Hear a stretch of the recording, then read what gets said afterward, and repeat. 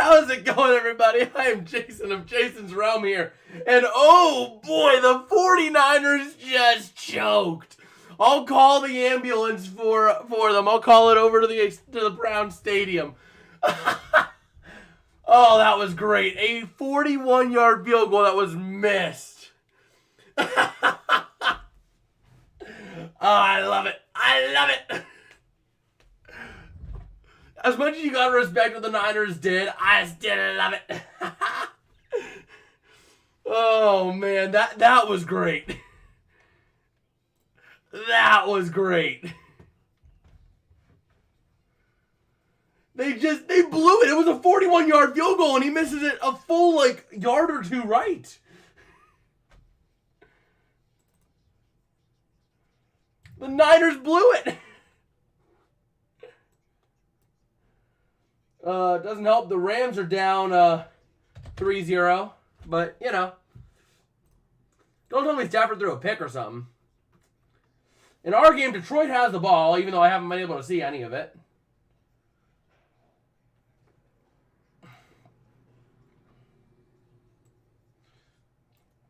Yeah, we just got sidetracked by that atrocious miss.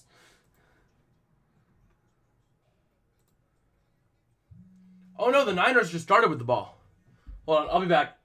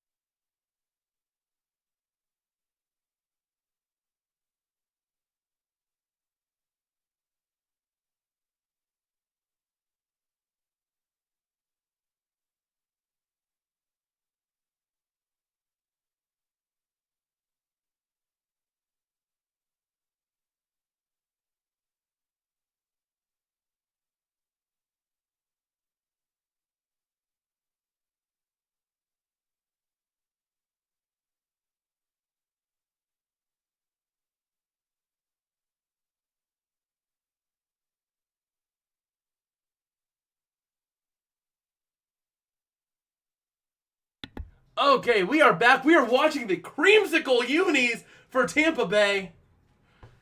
And the Lions are going to be forced to punt on 4th and 7. Oh, man. I got to open a window because it got a little warm in here after I spent the last 3 minutes laughing at the incompetence of the 49ers to kick a simple field goal. Jake Moody. But here we go. Jack Fox going to send this one away. And the Buccaneers are going to call for a fair catch at the 8. Oh, man. That felt good.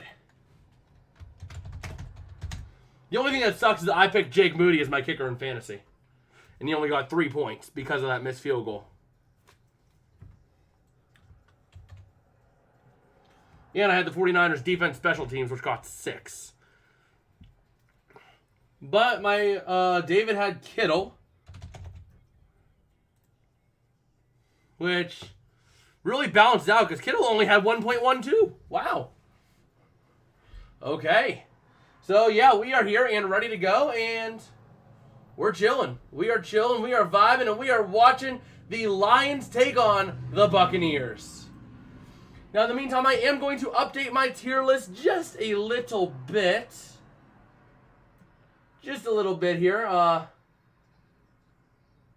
Yeah, I'm going to move you down. I feel like that's a good move. Let's see, who can I move up? I feel like, I kind of like where this is all at, though. I kind of like where this is all at.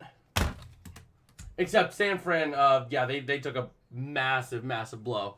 But I can't rate them too hardly on one loss like that. Oh, man. That's one that I don't mind getting wrong. That is one I totally don't mind getting wrong. Although I think I'm going to move Jacksonville up. And I'm going to move Indianapolis down. I think I like that look a little bit better. Yeah, we'll go with that. So, yeah, we're ready to go. Let me go ahead and set this all over to live chat and this over to live chat. And here we go. We are ready to watch some fun games go on. And let's see here.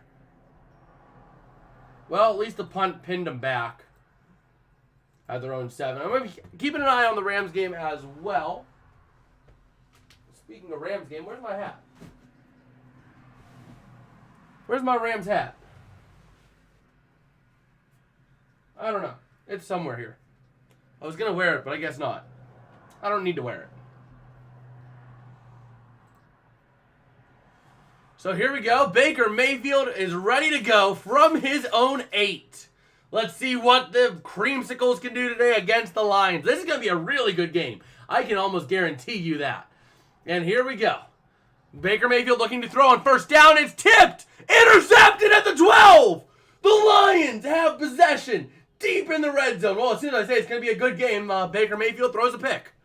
But that was not on Baker Mayfield. You cannot say that was on Baker Mayfield. That was a sheer great play by the defense. I mean, Baker throws it. It gets tipped up by the defensive lineman. And it just was, it was completely lost all momentum. So, he was going to Evans. Evans was open deep, but it was deflected.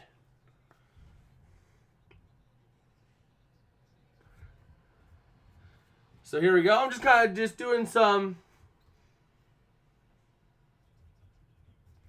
record updates here on predictions. Well, we have a little bit of time. 2, 3, 4.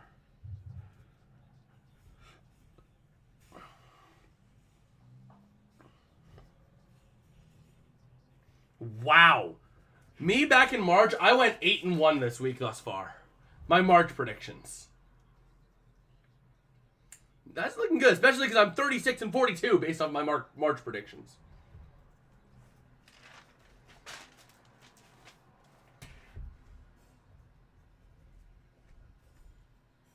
And let's go. Passing up. That's Amon-Ra St. Brown. Once again back in the fold. Okay, a nice little gain there. Going to be about the 9, so gain of 3. And here we go.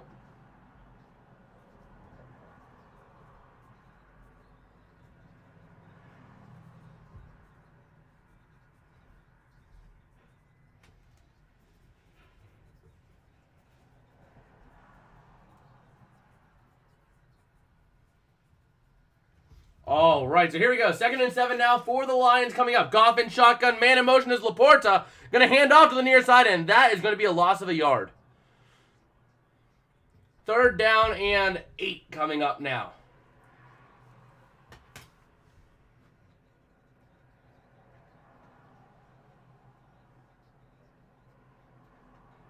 All right. So here we go. 3rd down and 8 for the Lions. Sorry, not the Buccaneers. At the Tampa Bay 10. And here we go. Goff gonna take the snap. Gonna look to hand off, and oh my gosh, that went nowhere. The Bucs blitz just got right all over it. All over it. 4th down coming up. A huge stop for this Buccaneers defense. Going to only give up 3 points.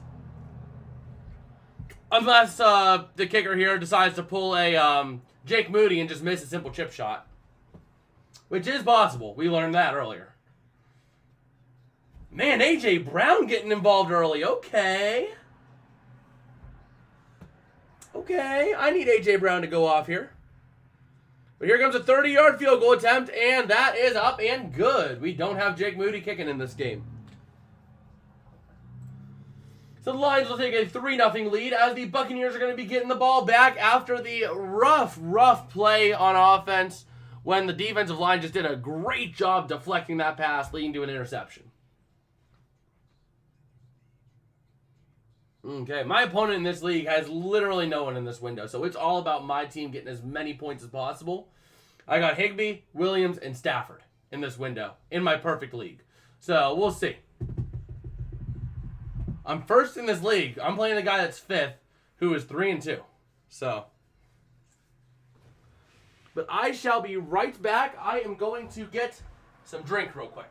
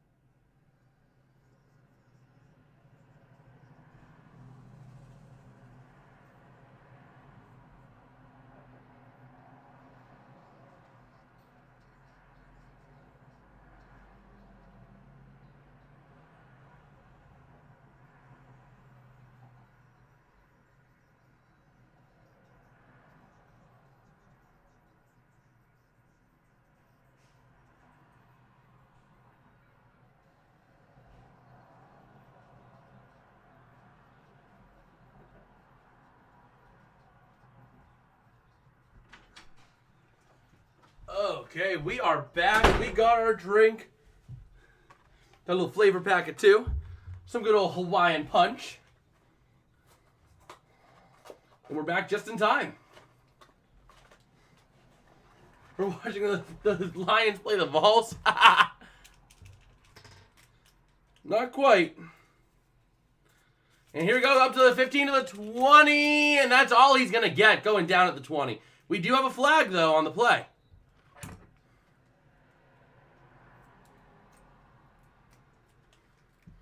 Got ourselves a little flavor shot here.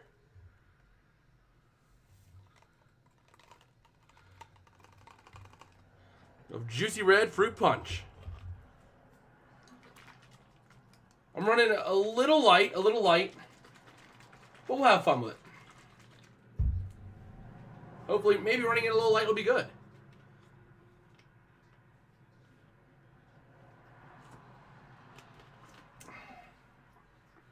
Okay, so here we go. Dan Campbell and the Lions ready to roll. On defense, and man, that penalty on Tampa Bay is going to bring them back. They are back now to their own 8-yard line here, and we'll see what they can do. The Buccaneers ready. Baker under center. I believe that's White in the backfield, Rashad White. Lions showing to blitz 5, or bringing 6 maybe. They're going to bring 5. No, they're going to bring like 7 and a whole run defense there up to the 14. Second down and 6 coming up. All right. So here we go.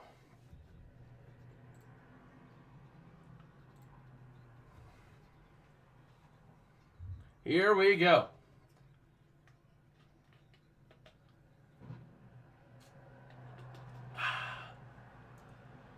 So here we go, 2nd and 4 now for the Bucs. Mayfield an empty set and shotgun looking to throw. Having time. Over the middle, it's caught. That's a first down to the 22 for the Bucs.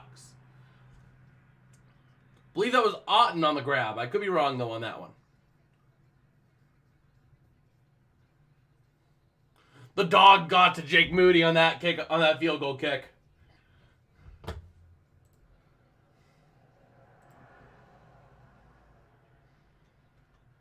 So here we go.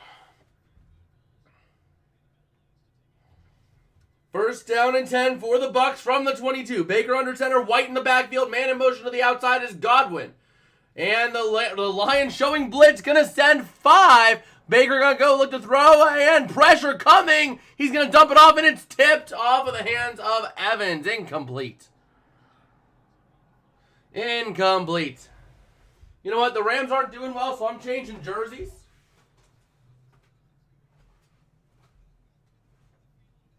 Call me superstitious if you want, but I'm changing jerseys. I usually don't wear the blue. I usually wear the black. The Rams are losing with the blue. So we're throwing on the black. The black Super Bowl jersey. And here we go. Going to try to pass out on the screen to the near side. That's Otten. Going to go. He still stays on his feet. Never mind. They're going to say he was down. Loss of a couple. All right. So now we got the whole top going. I got the all black on top. Let's go. I'm ready to hop on the field, coach. I got my undershirt on. I'm ready to go. I'm ready to be quarterback of the Niners. Seriously, that team, like, everyone's, like, propping up Brock Purdy. I'd love to see Brock Purdy on a real team with, like, a meh offensive line or a team with meh weapons. I would love to see him on, I don't know, maybe the Houston Texans. See what he does on the Buccaneers. See what he does. Mayfield looking to throw, and he's going to scramble himself. Going to get up to the 23, and he goes out of bounds. Not going to get a flag for a late hit, but they're looking for a flag for a late hit. The Buccaneers sideline is. Getting a little scuffle going on. Mayfield confronting the ref, but not going to get it. Yep, nope. Hutchinson started making the hit before Mayfield went out of bounds.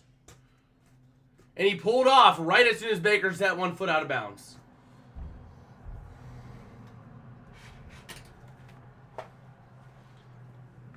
Meanwhile, Vegas hitting a passing touchdown with Jacoby Myers on the grab. That was the steal of the offseason. The Patriots not re-signing Jacoby Myers. Like, that was the steal of the offseason. But here we go. The Buccaneers punting it. Called for a fair catch at the 36 by Raymond. So here we go.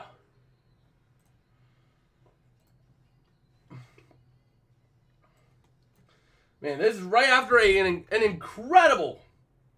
incredible slate of early games. Holding on the receiving team. That's not what you want. But Baker looking at the tablet, trying to see what they got to do now. As Goff warms up.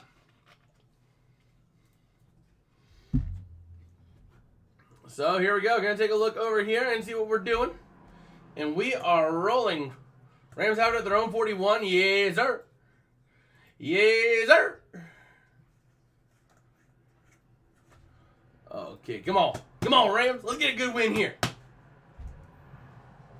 Wait. They don't have it at their own 41.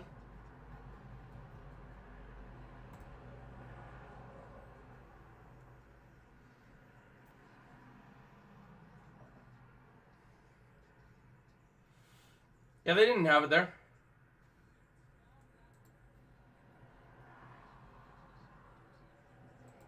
So we'll see here. Right now, just taking a look at the tier list I made. I've been altering the tier list every week to see what I think of each team now as time goes on. So, you know.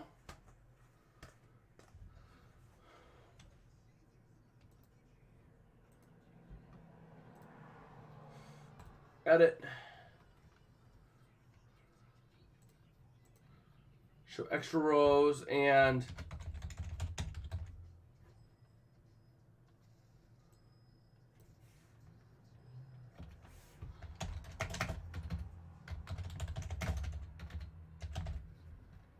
there we go.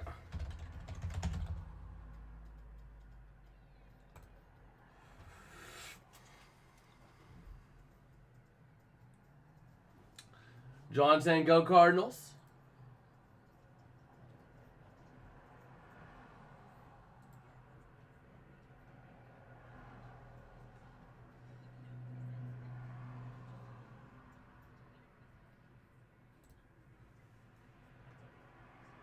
All right. I'm going to just reset this one here. And we're going to do a little bit of a reassignment here, realignment.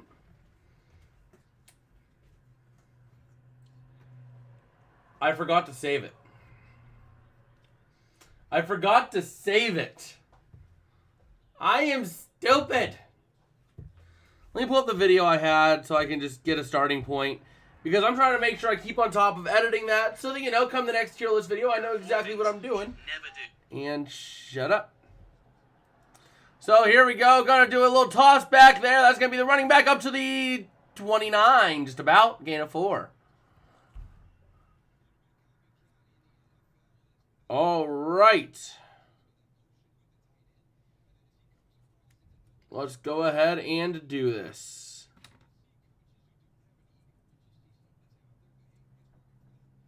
Okay. No, I need YouTube.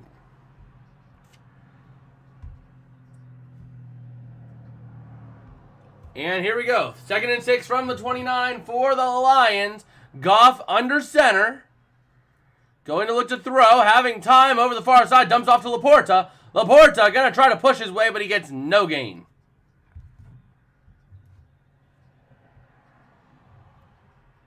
All right.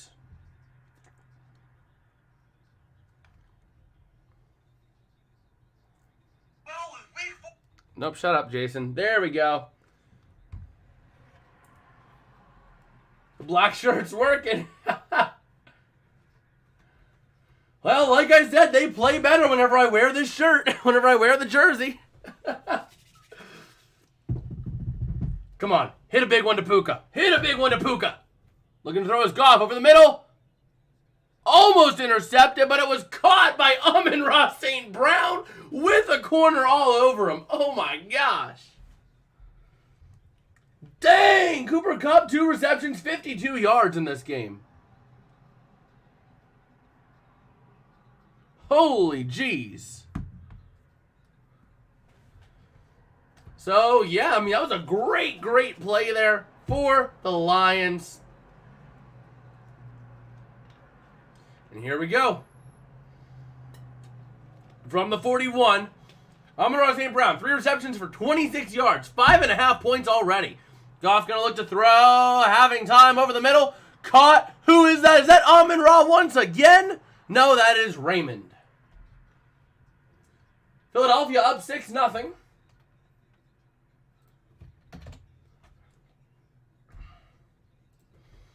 So let me go ahead here and redo this list here. Okay.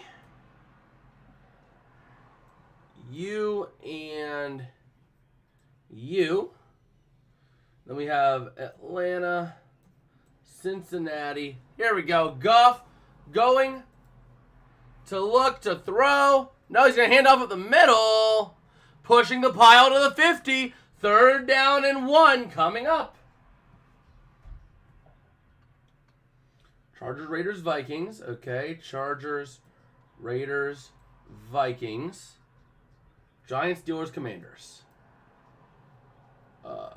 Giants, Steelers, Commanders. Then we have Cardinals, Colts, Jags. Cardinals, Colts, Jags. And here we go. 3rd down and 2 coming up now for the Lions. We'll see what they do here. As Goff going to be in shotgun. Going to take the snap, looking to throw. Pressure coming off the blitz, throwing to the near corner. That is Sam Laporta incomplete. 4th down and 2, and the Lions are going to have to punt this one away.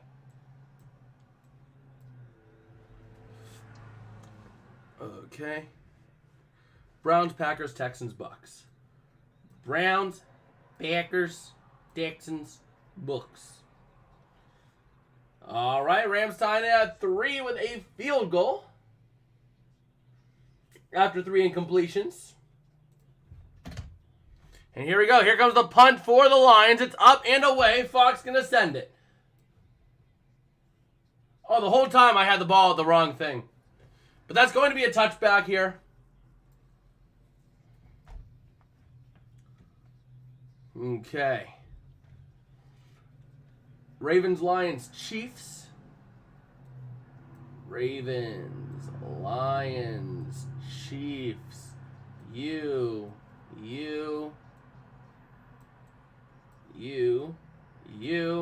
and you. Okay, you're coming down here. You're going up. You're going up. No, not you. You're going up. I'm going to move you down. You go up. I think. You go. No, not lock.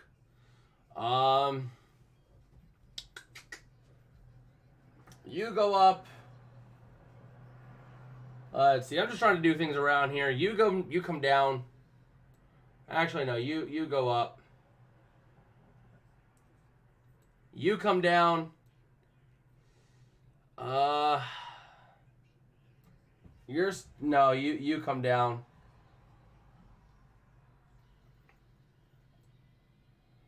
You go up.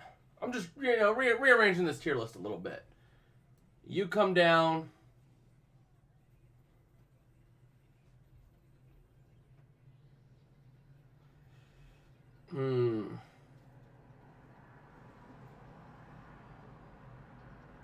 Honestly, I don't know.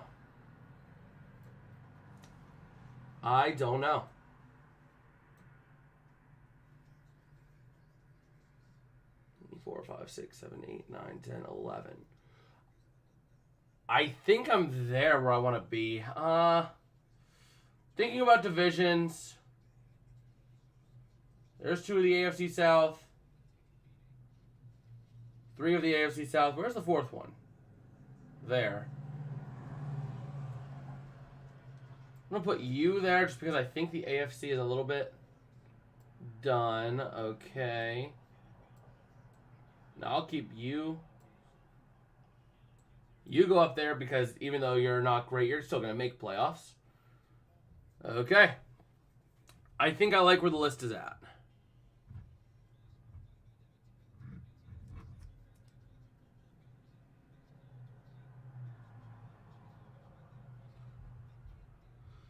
Okay. So here we go. 1st and 10 at the 20 for the Bucs. And here we go. Mayfield going to look to throw. Having all day to throw. Pressure starting to build. He's going to climb out the outside of the pocket. He's going to run with it. And he's going to pick up about 3 on the run.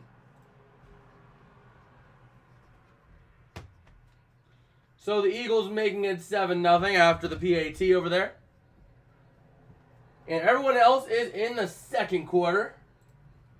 Except for us. We are almost there.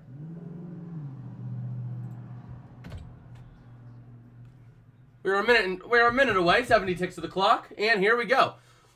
Mayfield under center. 2 receivers to the near side. 1 to the far. Gonna look to run it up the middle. Gonna get a couple. Just gonna get 1. Up to the 24. New England does get on the board, though, with a field goal. So that's good for him. Who's in the game for them at quarterback right now? I want to see. Still Mac Jones. Mac Jones is going to be on a short leash, though. Gonna be on a short leash. So here we go. And we have Mayfield looking to throw it over the middle. It's caught for the 1st down at the 34. 1st down, Buccaneers. And that does take us here to the end of the 1st quarter. I don't know what that was. Quarter. But yeah, here we go. Oh, man.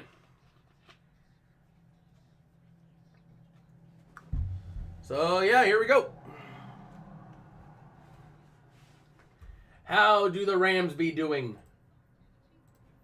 Not a lot of scoring in this window compared to the last window. I do have to say that. I do have to say that.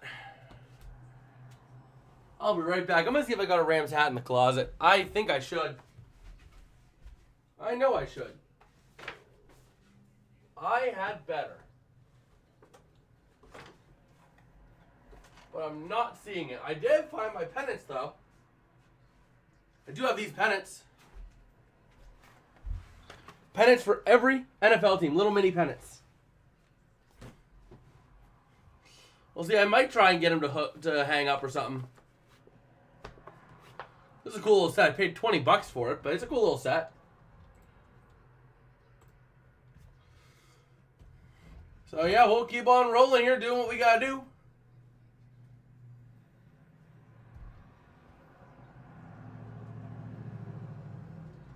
All right.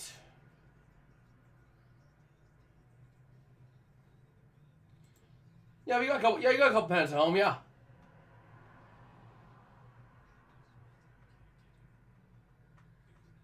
Okay. We'll go ahead and take a look over here and see what we are doing, and we are rolling. Oh boy, Rondale Moore. I had a professor who knew Rondale Moore. It's kind of funny. I had that professor freshman year, and he actually taught Rondale Moore at one point.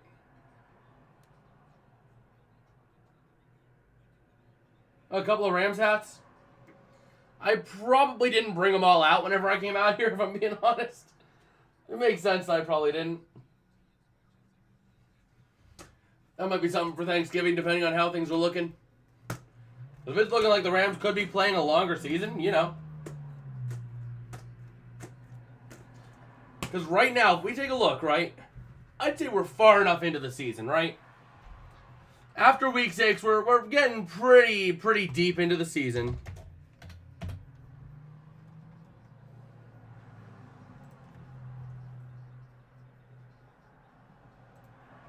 Let's take a look right now at the playoff picture. We'll take a look here at the next commercial we got as the Buccaneers are ready to go here in the second quarter. Mayfield under center. Tight formation here. We're running back in the backfield. Looking to hand off. That's going to go up the middle to the 37, 38.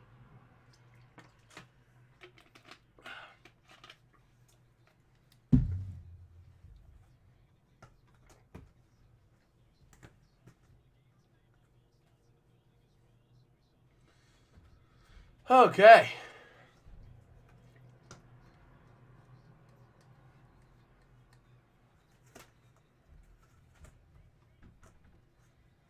No matter what, though, Tampa Bay still remains on top of the division. Win or lose here, as the rest of the division is 3-3. And, man, that run play is blown up. But he's still on his feet, moving back, trying to get something going, and that's not going anywhere. That's not going anywhere at all.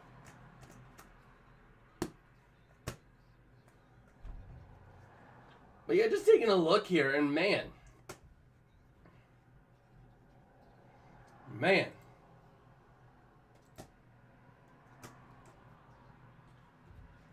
So yeah, here we roll. 3rd and 12 for the Buccaneers from their own 32-yard line. And Mayfield alone in shotgun empty set. Obvious pass play. The line's going to show a blitz, but only going to send 4. Mayfield having all day. Throwing over the middle. It's caught. Dropped. Caught again, but dropped. Incomplete. Come on. You don't have to get a touchdown, Arizona. You know you don't have to get a touchdown. You want Caleb Williams, right? You want a shiny new toy, not your old toy, right? Right? Because it's 2nd and 10 at the Rams 17 for them. So yeah, you don't have to score. You want to give the ball to the Rams, right? Here comes Camarada getting ready to punt to the Lions here, and it is up and away. And man, that goes out of bounds at the 2. Oh my God, that was a good punt. An absolutely incredible punt there for the Buccaneers.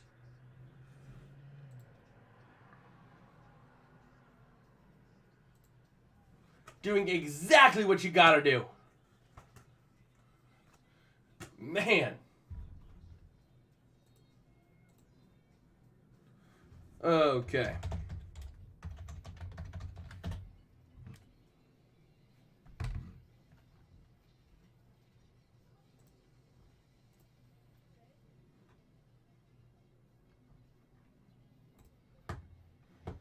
So, yeah, there we go. Ready to go, and let's see.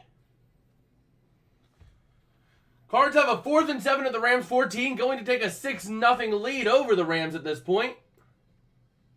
Or 6-3 lead, I should say, not 6-0. John will be back. All right, sounds good. We'll see you in a bit, John.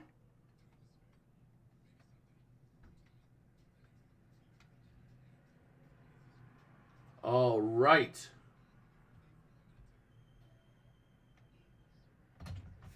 And 6-3. I was thinking that the Cardinals this week had a laundry list of injury reports.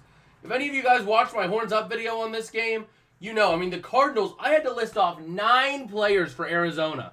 They had 8 players who were questionable and 1 ruled out. I mean, or it was 8 questionable, or 8 out and 1 questionable. Either way, there was a lot of injuries for Arizona. But getting ready to see here what the Rams can, or what the Lions can do now on offense. Pinned back to their own 5. I mean, that was an incredible punt going out of bounds at the 5. Absolutely incredible punt. So,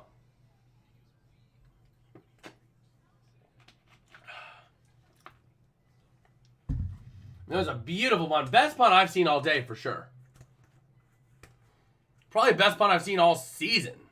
The fact that there was no chance of it being returned at all. And no chance of it going into the end zone either. So, just taking a look here. Offensively, I'm getting some points. Oh, man, I am really tight. I'm keeping track of this fantasy football game I'm in. Because I am 5-0 in this league. And I have a 1.5, or like a 0.7 point lead. I'm projected to finish 20 points higher, but he still has the Bills defense, and I need Kyron Williams, Tyler Higbee, and Matthew Stafford to step it up. Not to mention I need A.J. Brown to get involved here. But anyway, here we go. 1st and 10 at the 5. Goff going to look to throw. Over the middle, it's going to be caught. No, it's not. Dropped by Amon-Ra St. Brown.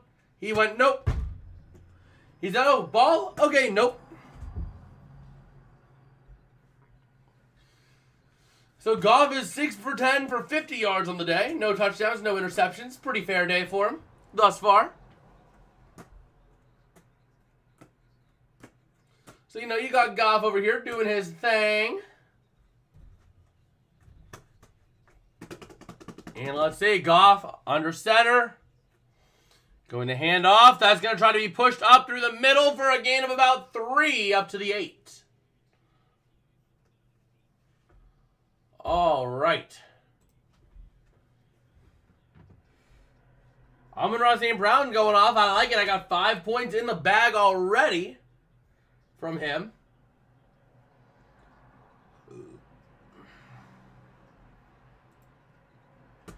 And here we go.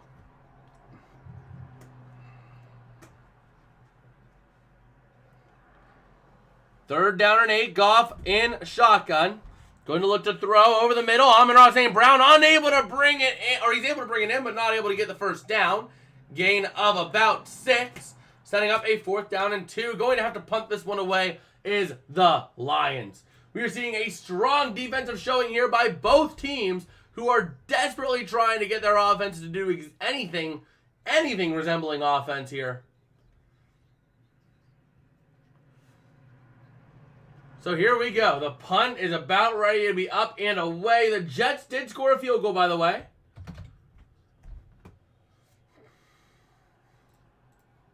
Okay, here we go. The punt from the Lions is up and it is away. And it's going to be called for a fair catch at the 42. His own 42, by the way.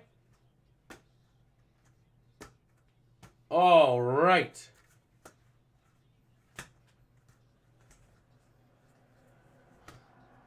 So, yeah, Baker Mayfield and just doing what he got to do. Just doing what he got to do.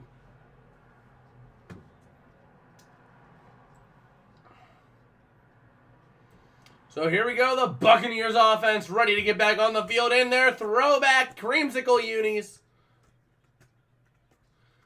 And here we go. 1st and 10. 12 minutes to go in the second quarter. Mayfield under center. Let's see what they've got. They're gonna try to get a little bit of a push there. Gonna try to run up the middle, getting up to the 45, up to the 50, down to the 49 of the Lions. Nice little 2nd down and 1 coming up now for the Buccaneers.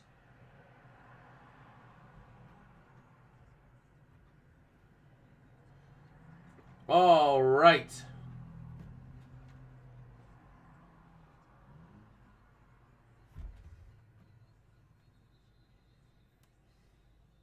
We have a flag on the play.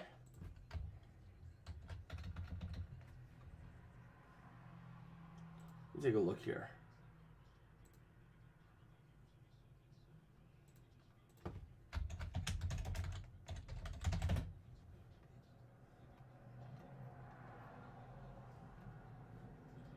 Yeah, no, they're just resting Williams. Okay, sounds good. Sounds good. So here we go. Baker Mayfield is a 68% completion percentage, 7 touchdowns to 3 interceptions, and over 900 passing yards. He's in shotgun, and he's doing what he got to do. Looking to toss out on a screen to the near side. Going to be caught, and that's going to be a gain of a yard down to the 35. 3rd down and 7 coming up.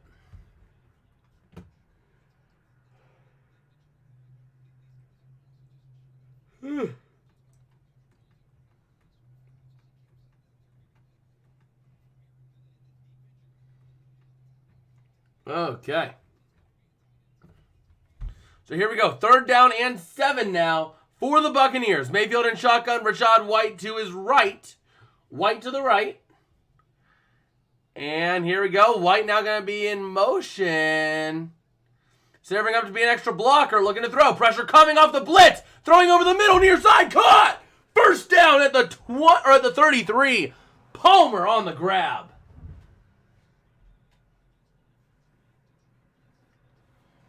An incredible grab there for the Buccaneers. Oh, great. The Rams still suck. The Rams still suck.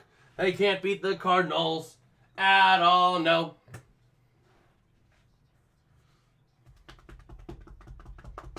So here we go. 1st and 10 for the Buccaneers. Mayfield under center. Godwin in motion to the near side. Going to hand off to White. Trying to cut through up the middle. And he cannot get anywhere after the 1st and 10. 2nd and 10 coming up now for the Bucs.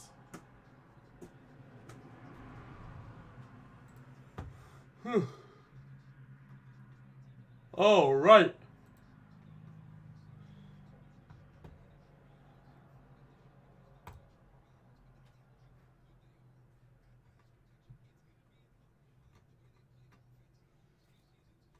So here we go. Ready to see what the Bucs can do. Gonna look to throw as Mayfield has a screen out to White. Gonna try to get him going. Down to the 30. Down to the 27. White a little slow to get up, but he is getting up under his own power.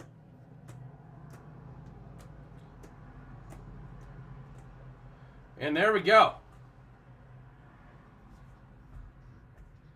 Mayfield 3rd down passing, 80% completion percentage for 5 touchdowns and 140.7 QBR, all leading the NFL on 3rd down passing situations.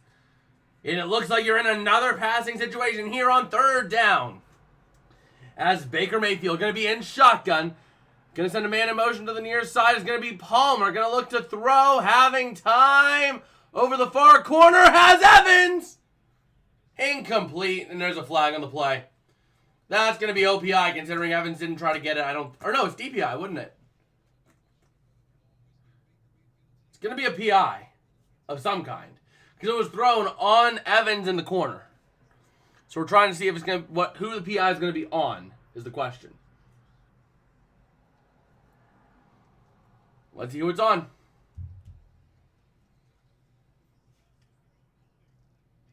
Defensive holding. Yes, sir. The Lions go and get advantage on that. Or the Bucs, I mean, not the Lions. Yep, that's holding right there on number 25. So Evans didn't even have to try to go for it because he knew what it was. So here we go.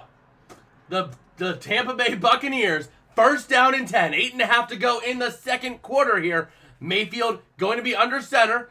Going to have a tight triangular formation in the backfield here behind Baker. And it's a very tight formation. This is obviously looking to be a run here from the 22. And let's see what they can do. Gonna do a little pitch out to the near side. Gonna cut through the middle to the 20. Down to the 15 he goes, where he is brought down. Number 21. How's it going, Aaron? How you doing tonight? How you doing? That was Keyshawn Vaughn on the run. So here we go. Second down and 3 from the 15. And Mayfield under center. Vaughn still in the game. Trying to call a little bit of an audible here on this tight formation. The Lions showing blitz. Having a bunch of men on the line looking to throw. Pressure coming. Mayfield going to hit the screen intended for Vaughn. Incomplete. It's third down and 3 coming up. Anzalone on the defense there for the Lions. So here we go.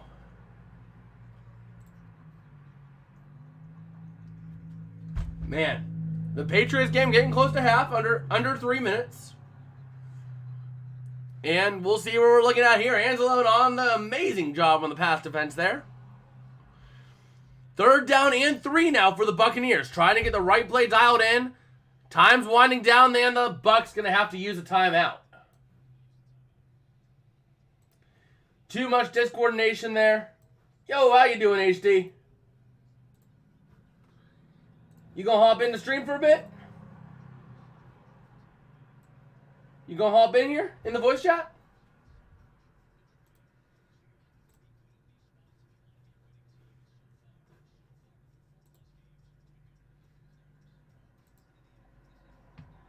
Let's see. So we are ready to go. Oh, man. Bucs trying to take advantage of this timeout and get something going. Let's go. We got HD coming in here. As we got ourselves a game going on here, folks. All right. Let me go ahead and move you into here real quick. Move to. How's it going, HD? Hold up. I cannot hear you. Hello? Hello. Okay.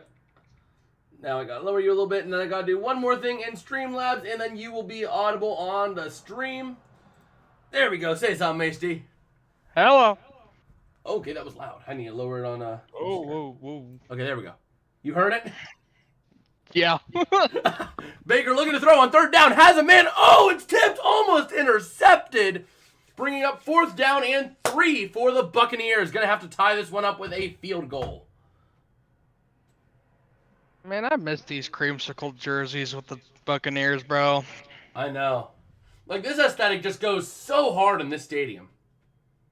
Keep it as their How's it primary. going, John? What? Keep it as the primary. It looks good. I know, and especially, I mean, look at, you see the logo midfield too, right? That just fits so well in this field. I don't know what it is. But just this whole aesthetic, you know? It's amazing. Like, even the font in the end zone, you know? It's a very basic font. Maybe add a little bit of, like, a black or an orange in the background of that, you know?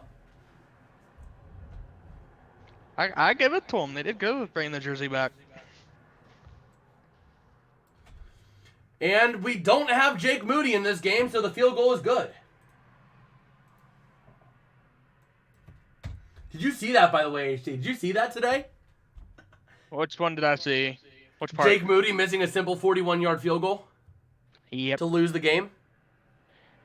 Yeah. Yikes. I was watching that.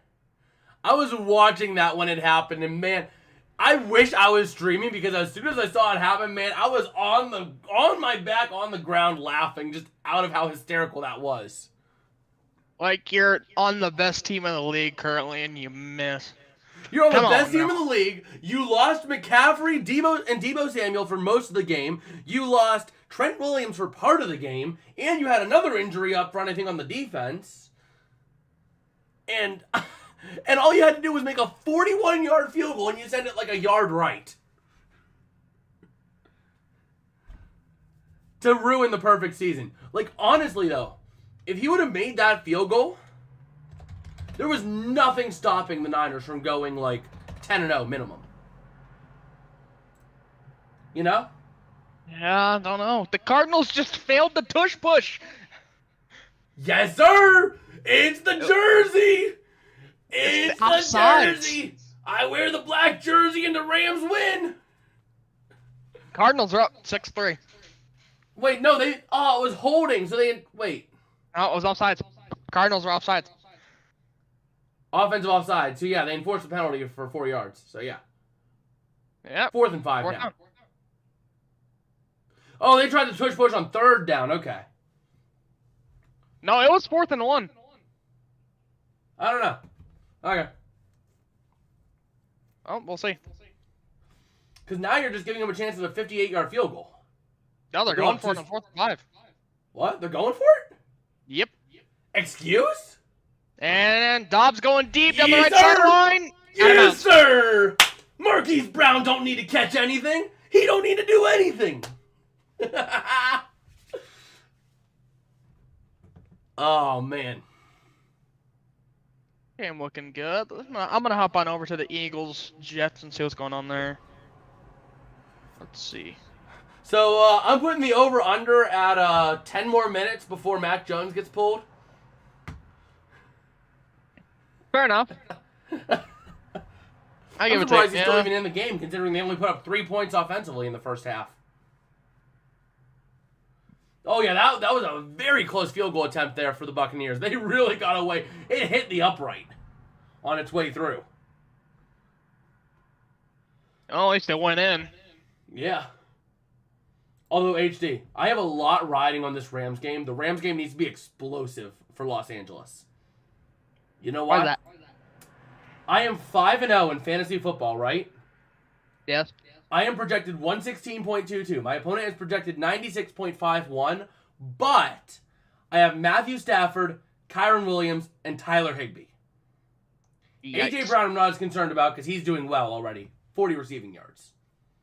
Well, currently, the Eagles are beating the Jets 7-3, and the Jets will be going for it on 4th and 5. Goff looking to throw, and it's going to be caught. Going up to the 25 to the 30, up to the 35 to the 40. He's still on his feet. He gets down to the 44, maybe the 45. We'll see where they spot it. Montgomery on the run. Man, I think I see more blue than orange in that game, but Montgomery is down. Ooh, Montgomery's down. He is hurting. Although I had the mispleasure of seeing the nasty, nasty hit earlier today. Did you see that? Oh, on Devontae Adams. No. You didn't see that one? This was the London game. You didn't see the hit on Devontae? I did not. You might want to take a peek. Where? Like where Go do to, you have it? You have Instagram? Instagram? By chance, do you? I'm sure I'll be able to find it on Twitter. Here. I don't know if you had it pulled up or not, but Montgomery's down. But did you hear about the smash this morning? No. Oh, hold on. I'll show you. I'll tell you in a little bit here. Let me just find it here. Devontae Adams. Yep, there it is. It got posted. Just look up hit on Devontae Adams. It was clean. Oh! Oh, man! Oh, man! That was nasty. Oh, that was almost like TJ Oshie last year. It was a clean hit. I know. He just got bodied. And it was picked. Tip Oh, drill. that's even worse too. Well, Baker Mayfield, you know what's too funny?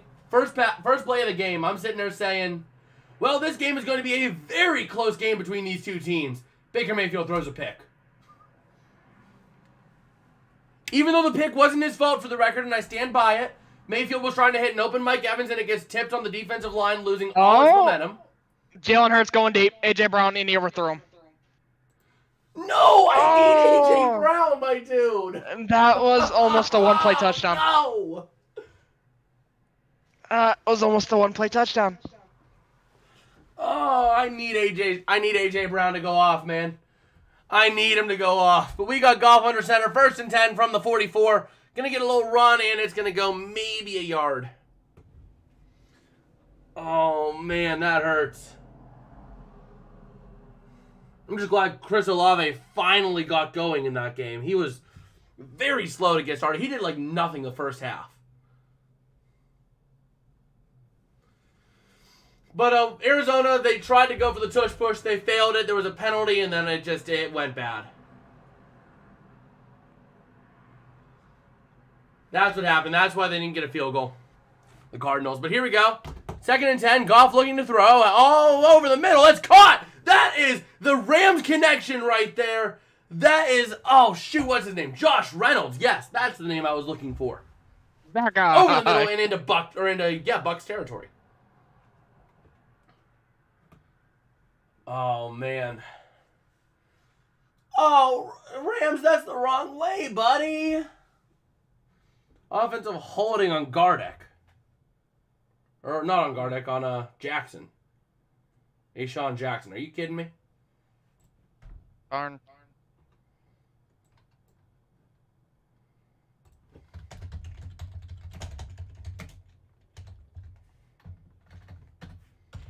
And the Lions going to get up to about the 26, setting up a 2nd down and 2. I think it was Chris Moore. Let me see here. I believe so. Matthew Stafford was stacked. Rams were forced to punt. Of course. Yeah, Chris Moore got just absolutely bashed in. Here, I'll send you a link to this tweet. It has the video. It's Ari Mayrov's tweet. There you go. That hit got number 14 ejected in that one. The Lions going to get the 1st down on a 2nd and 2 run.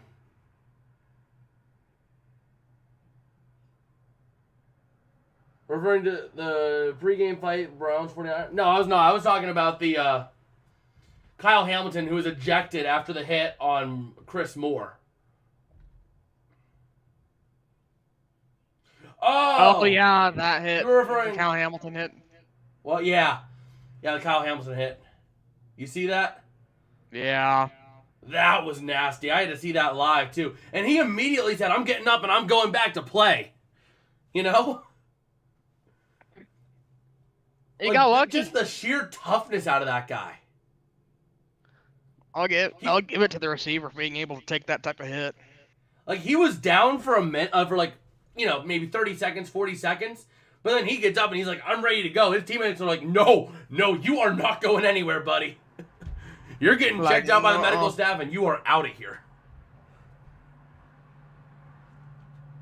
Because it was nasty. But here we go. 1st and 15 for the Buccaneers after a false start from the 29-yard line. And here we go. Goff going to look to throw on 1st down. Pressure starting to come, though, from the edge. He's going to run away. And he goes out of bounds back at the line of scrimmage.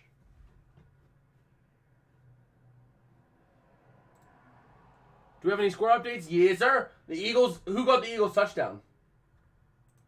Huh? Who got the Eagles touchdown? I'm taking a peek at it currently. Let's look. It was DeAndre Swift. Oh, Swift. I hate Swift. Jalen Hurts pass complete at the New York Jets 9-yard line. Catch made by DeAndre Swift. Oh my God! Yeah, 4th and 21. That's bad. Of course. I need the Rams offense to be explosive, and they're literally being as explosive as a rubber grenade. A rubber grenade. Yes, a foam grenade, whatever you want to call it. I got nothing. I need them to be the Tsar Bomba, and they're being just a foam hand grenade.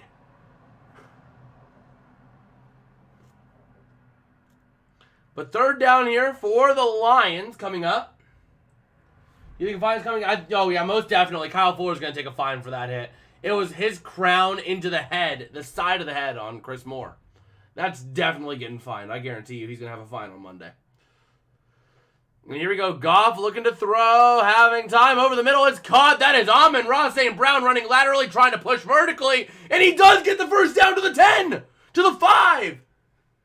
Oh, man, a huge gain. That's not quite a touchdown, but it's going to be somewhere inside the 10. No, it is a touchdown.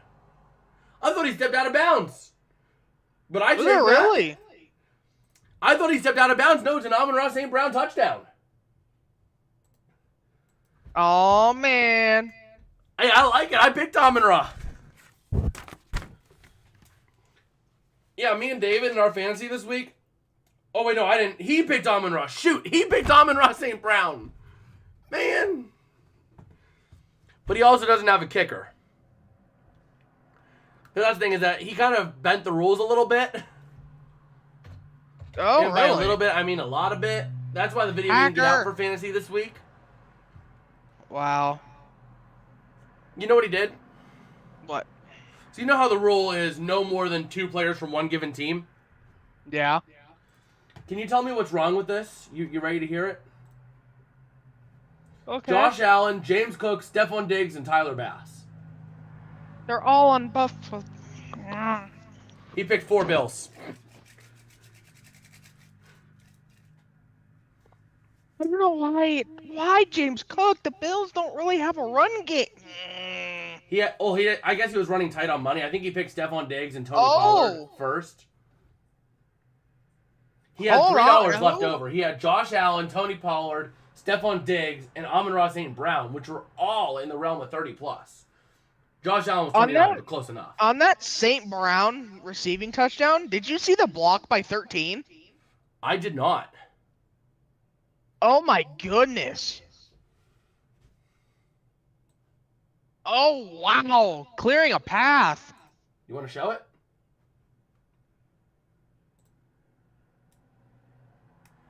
Oh my goodness. You want to show it? Yeah, here, I'll pull it up. Let's go here. Here. That's right, because of where we are. What, are we not able to do it in here? Yeah, I know. Remember? Well, it's fine. No one else seems to be joining, so... Alright, that'll work. Yeah. Since no one else seems to really be joining, I know PDF's on a road trip, so... Yep, can you see it? Yep, I'm watching. Where's so 13's on the outside, right? Or I think he's over here. Right here. No, not right here. Here he is. Yep. Oh my gosh! I did see someone get yeeted. I remember seeing that. I didn't catch the number, but man. I give it to him. Good block. It was a great block. I hate to be the receiving end of that block. He just got yeeted in the last week. Which caused Winfield to actually have to jump over him to make that stopped him from getting the tackle. Yeah, but you see why I thought he stepped out of bounds? Yeah. It looked like right about the 5 he had stepped out of bounds if you head back there from that angle. So.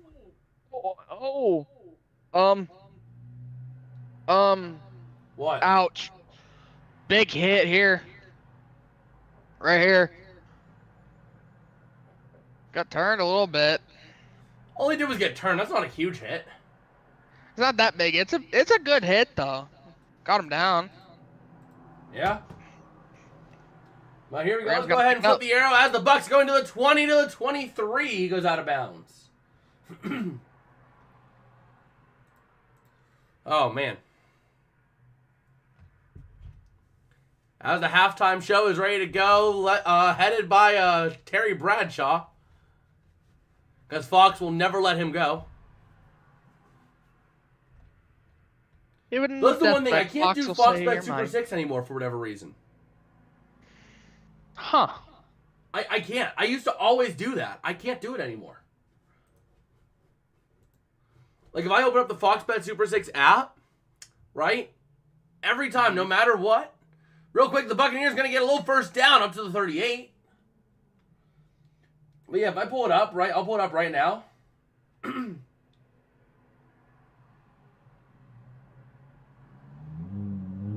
I might have just completely uninstalled it and not reinstalled it, but let me check. Yeah, I did. Let me try re-downloading it again just to see, but I have not been able to do it all season.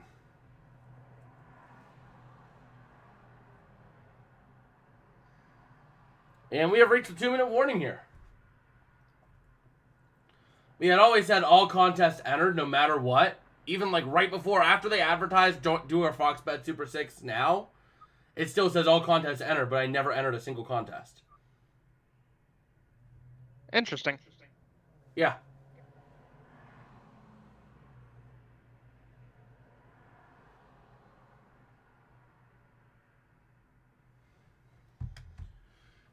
Yeah, that's the thing.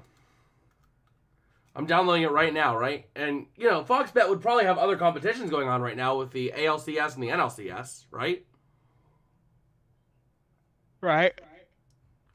Well, let me go ahead and open up Fox Bet Super 6 right now and sign in.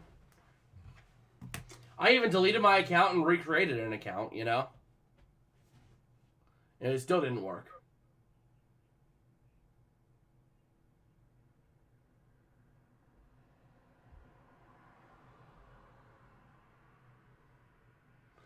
I just installed Fox Sports, not Fox Bet.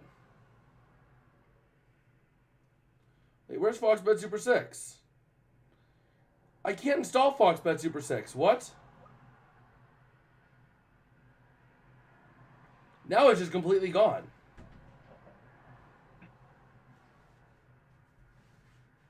I'm wondering. I am wondering. Let me do a little bit of research. I wonder if it's... I don't think it would be illegal in this state, but...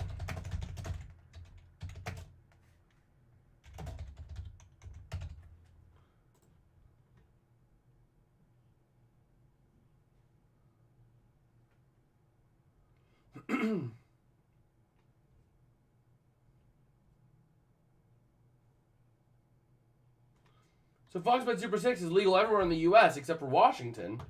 I'm not in Washington, but I can't find Super 6. I can't win any of Terry's money.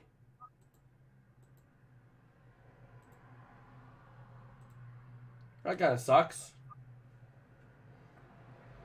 But yeah, let's go ahead and take a look around the league here. The Jets are in the red zone. Oh my gosh. Brees Hall going. Yep. Come on, Brees. I got him in fantasy. Let's see what Me he can too. do. I picked him in me and David's verses. I'm 2-0. I'm trying to go 3-0. How's Josh Jacobs doing? I don't know. I'm going to take a look here. Box score as Baker Mayfield going to look to throw. Pressure starting to build from Hutchinson up the middle. Loading deep. Has a man. Palmer. No, he overthrew it by a couple yards. That would have been huge. That would have been a 1st and 10 at like the 12.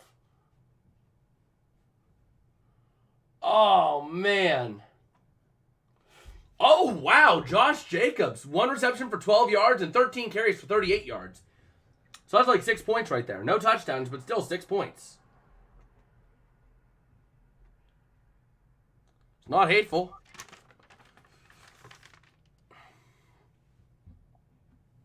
But here we go. Gonna look to bounce up the middle. That is Rachaad White to the 40, down to the 42.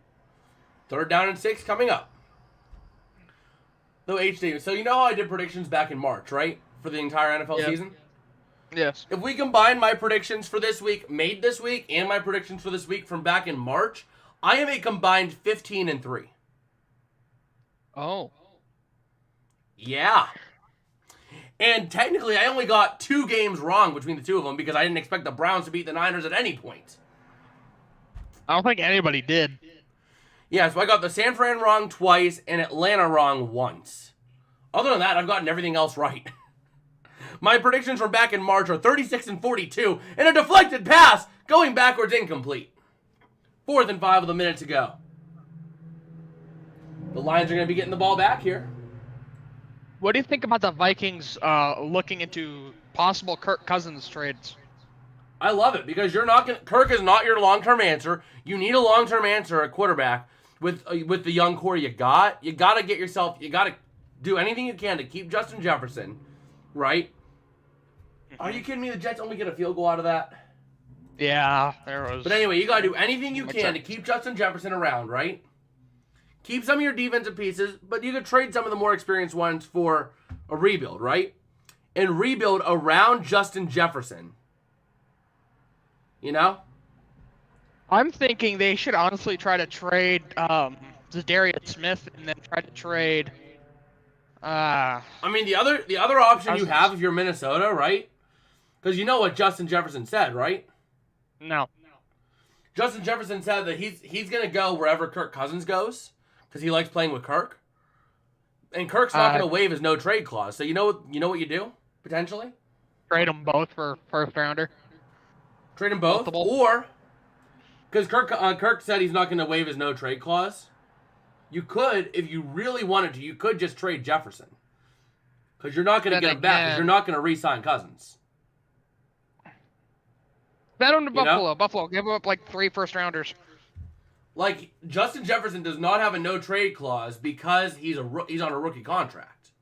So isn't this like his last year in his rookie contract as well? Yeah, this is the last year on his rookie contract. So you're not gonna, if you're not taking Kirk Cousins back, you're not gonna get Justin Jefferson back. So you could trade Justin Jefferson. You're not gonna be able to trade Kirk Cousins, unfortunately, because he's not gonna waive his no trade clause. But trade your valuable assets, right? Let Kirk walk in free agency, reset everything. Where would they trade him to? Where do you think? Jefferson? Yes. I mean, what kind of capital? Not the Rams.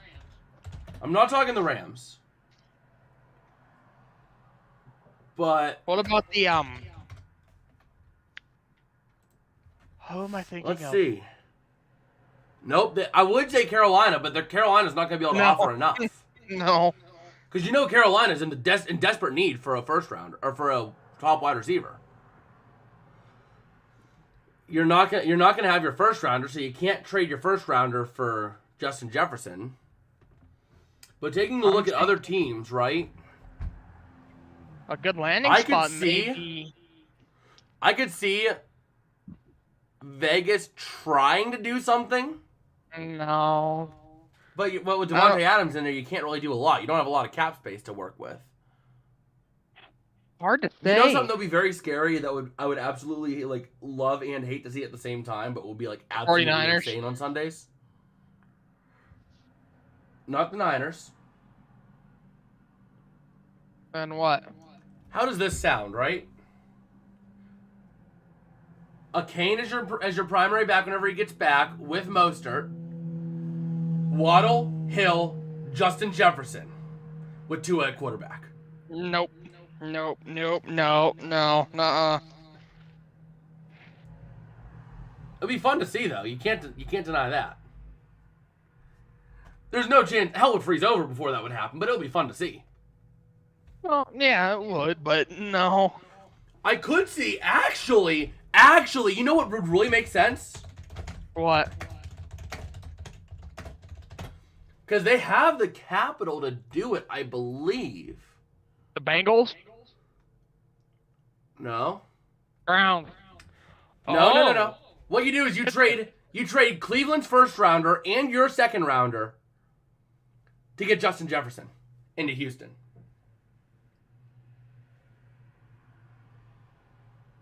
I got one. What? Have the Texans reach out, get a wide receiver for C.J. Stroud. That's what I'm saying. Trade for Justin Jefferson. Trade Cleveland's first rounder. They have Cleveland's first rounder. Trade it to... Because you know Cleveland's first rounder is going to be a mid-round pick, so trade that plus your second rounder. That will be a fair compensation, considering he's on the last year of his rookie deal. You already got a quarterback that's looking damn good. Exactly. If you put Justin Jefferson in that stretches the field vertically. You have a solid receiving tight end in Dalton Schultz, and Robert Woods ain't bad for underneath anymore. And Tank Dell as well. He's going off field anymore, but he can play underneath. You know? Tank Dell there, and then Damian Pierce in the backfield. Exactly. So because Cleveland's first rounder, we know Cleveland's first rounder this year is going to be somewhere in the middle of the first round.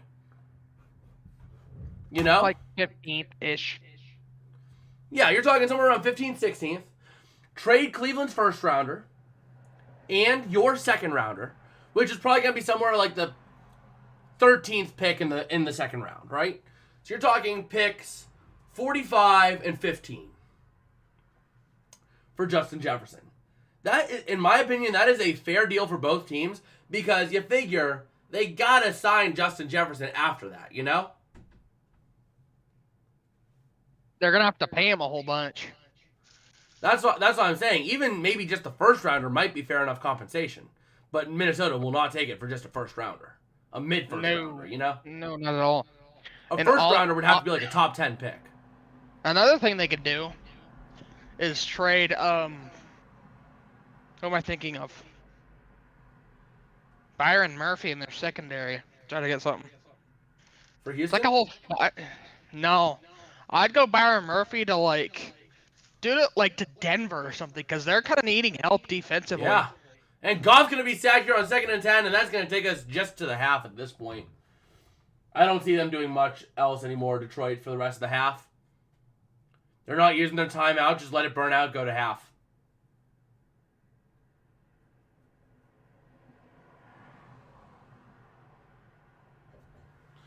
So I think we're going into half on this one here.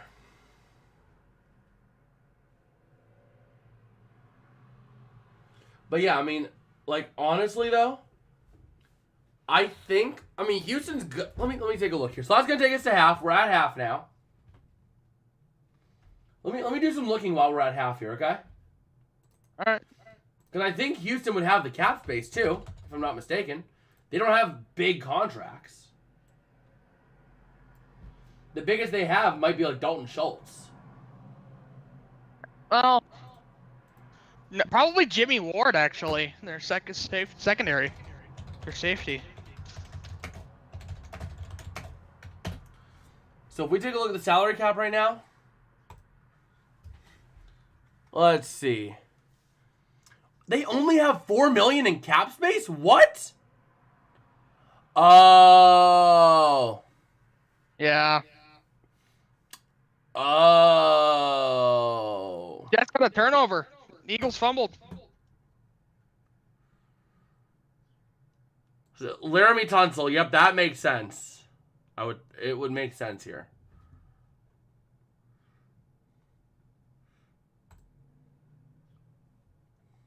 Dead money, you have $22 million to Brandon Cooks. That hurts. But Laramie Tunsil taking 26.5 a cap makes sense. Actually, Jimmy Ward is not. He's 1, 2, 3, 4, 5, 6, 7. He's 8th. He's 8th. They have 26.5 to Laramie Tunsil, 7.5 to Malik Collins, 7 to Titus Howard, 6.5 to C.J. Stroud, 6.5 to Steven Nelson, 6.5 or 6.4 to Will Anderson Jr., 5.5 to Robert Woods, and 4.8 to Jimmy Ward. That's a shocker.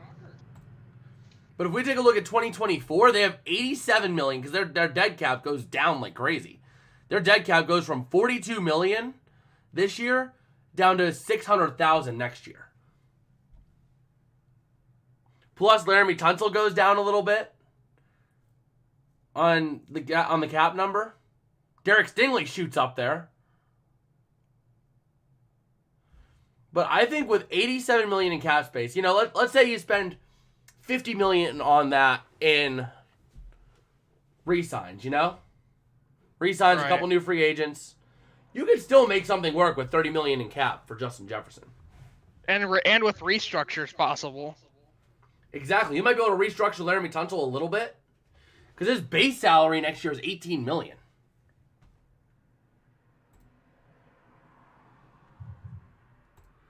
So, you could work that out potentially. You know?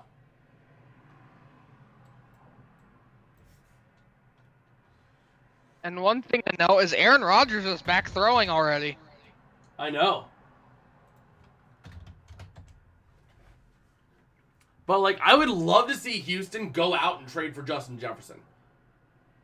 Minnesota has it in their minds they're going to re-sign Jefferson. Jefferson's already said he doesn't really have an interest. You know? It's because they can't get anywhere. Now, Houston might be a tough sell for Jefferson, but I think Houston will be an easier sell than Minnesota. You know? If Jefferson's got it in his mind that he's going where Kirk goes, then this whole plan could backfire in Nick Cateriano's face. Here's one. What? He says he's gonna go where Kirk's gonna go, correct? Yeah. What if Atlanta? What if Atlanta trades for Kirk Cousins? Possible Drake London, Justin Jefferson, Kyle Pitts, Bijan Robinson in Atlanta. Yeah, I mean, maybe. Thing is, with Atlanta, their offensive coordinator is horrible.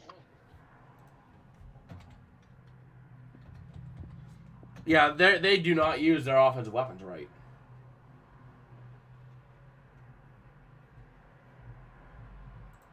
So. Another one could be, the Colts possibly, with Anthony Richardson's big arm. Yeah, but Richardson's done for the year, so we're not going to see any more of Richardson this year, which is tough. Yeah. Although the big question is, what do the Titans do next year? Got to move on to somebody.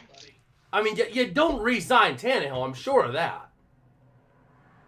No. I'm sure you don't re-sign Tannehill. No. I mean, the top two free agents next year are going to not be re-signed. I guarantee you that. Who? Who are they? At least the top two by, I think it's by current APY. Yeah. Top two by current APY are not going to be re-signed. Kirk Cousins and Ryan Tannehill, no. Those are not the top two free agents. Based off of APY, though. You know. This thing organized it off of APY. It doesn't really have good, like, stats, so to speak. But in terms of quarterbacks, you don't really got a good look next year. If you're looking for a quarterback, you're not looking for free agency next year. You're looking for draft or trade. Yeah, because you have Cousins, Tannehill, Tyrod Taylor, Sam Darnold, Marcus Mariota. Brissett is not a bad option that's available. Nor is Drew Lock, if what we saw in his little bit of time last week is truly, you know what I mean? Nor is Baker Mayfield, but you Here's don't my got a lot of question. good options. What are the Bears going to do with Fields if they do end up getting Caleb? You try to trade him. I'm sure there's a lot of teams out there that will be biting at the grit to try to take Fields. What about the Titans getting Fields? I could see the Titans trying to do that because they're not going to be high enough to get a top quarterback. Try to trade. But the question is, here's another big question I have. What do you think the Titans do with Derrick Henry? He's a free agent. I'd re-sign him for like a couple of years. I don't know that I would. I think the Titans, what they need to do, right? What was D-Hop's deal again? How many years was it? 3, 4-ish? I don't know that I like that. I think that I think honestly you try to rebuild if you're Tennessee. Keep D-Hop around, but don't bring back Henry. You have a solid backup in, what's his name? Spire or something like that? Or Spears? What, running back? Spears? Yeah. Isaiah Spears or whatever? Yeah, I mean, he was looking decent today. That's for sure. But I just don't know if you bring Henry back. He's definitely looking like the wheels are starting to fall off a little bit. They're not totally falling off. He still has maybe a solid year or two left in him. But, you know, I don't see him being, like, truly dominant like he used to be, you know? Not at all. Like, everyone's like, oh, it's still Derrick Henry. Yeah, but he's a 30-year-old running back whose wheels are starting to fall off. That's evident in the way he's playing. Kind of dying out. He's getting to the age that like running backs are like. He's not like most running backs that are like, out. wee do. His was a sharp rise, followed by a time plateauing and then slowly trickling off. Most running backs do something like this. They shoot up, shoot down. You know? A la Todd Gurley. A la Zeke. Once Zeke got paid, he did nothing. You know? Not going to lie. I mean, I kind of expect the same out of the big three right now. Jacobs, Pollard, and Barkley. I expect two of them to do something similar. I don't see it with... Jacobs is already collapsing. Yeah.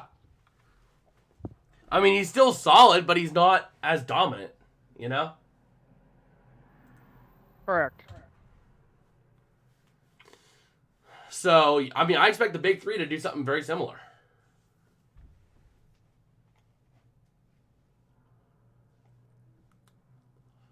But, you know, I'm taking a look at the class next year. Next year might be a good year to get in. I mean, there's not really a lot of huge free agents this year coming. Not really, you know? Not on the offensive side of the ball. Not quarterback, running back, or wide receiver.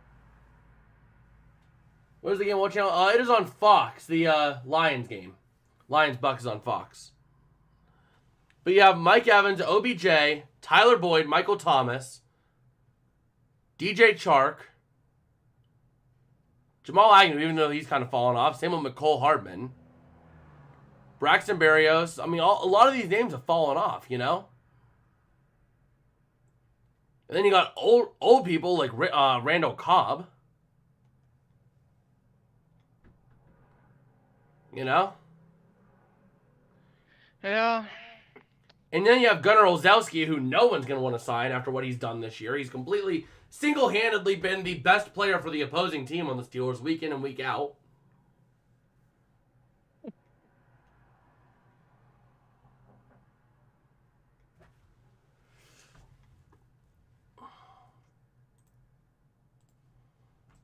So, but man, I am looking forward to seeing what the Rams do next year. We'll see. Like this free agency, I'm looking forward to seeing what they do. Because they're going to have $56 million in cap space. And you still have Aaron Donald, Matthew Stafford, and Cooper Kupp under their contracts. I might try to restructure that Stafford deal a little bit. Because you're going to be giving him almost $50 million next year. But overall, I'm looking forward to seeing what the Rams do next year. They're going to have over $50 million in cap space to play with.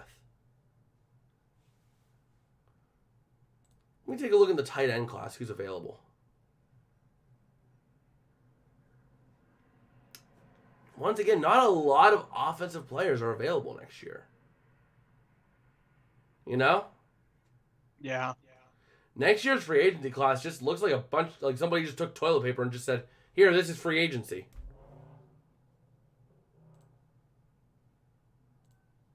Does it get any better on the defensive side of the ball? I guess. Isaiah Simmons, Azeez Al-Shaair, Bobby Wagner, Devin White. Patrick Queen's going to be available. Denzel Perryman. I guess it gets a little better, like looking at the linebacker core. Edge, Zadarius Smith. Yannick Ngakoue, even though he's like completely fallen off. Josh Allen's a free agent next year. The other one, the Jaguars one? You thought for a second. No, I didn't. Leonard Floyd's available next year. Man, keep him.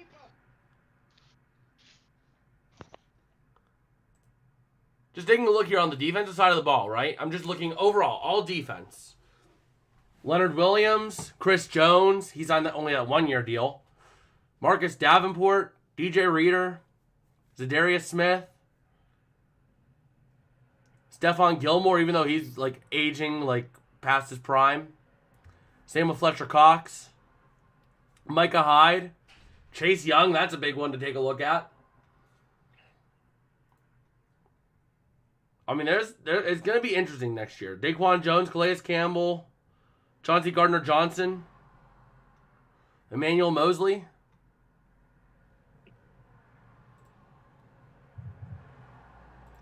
There's going to be a lot of fun things to look at next year, see how things play out. And we should be getting into the third quarter here soon, I would hope.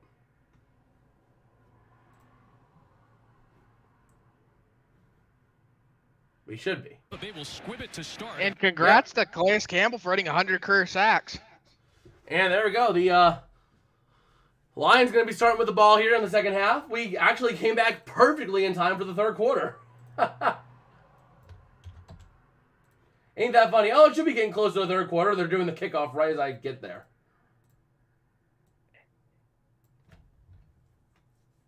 So here we go. Let's go ahead and set up the arrow for the Lions. Although, you know what surprised me today? You know how many points we had scored in the 1 p.m. window? You know how many points? H3? Almost 300 in the 1 p.m. window alone. That was a high-scoring 1 p.m. That was a high-scoring window. I mean, sure you had, like... The lowest score you had was a couple of 13s. The Saints, Seahawks, and Bears. A 16 in the Falcons. Everyone else is in the range of 20 plus. Including a 37, a 42. Those carried a lot. And then the Panthers at 21. But here we go. 2nd and 10. Goff looking to throw from the 24 over the middle. Is going to be caught up to the 30. Setting up a 3rd down and 4.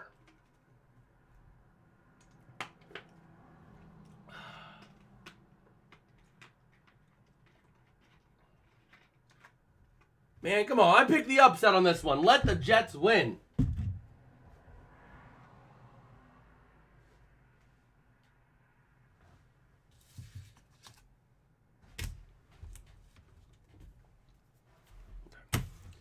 So here we go. 3rd down and 4. Goff in an empty set here alone.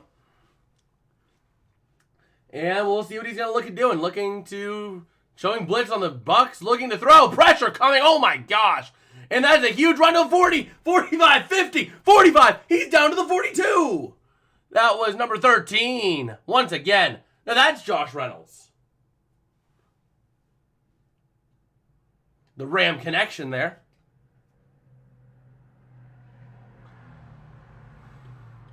But man, that was a complete failure of the offensive line, and it still turned into a massive gain.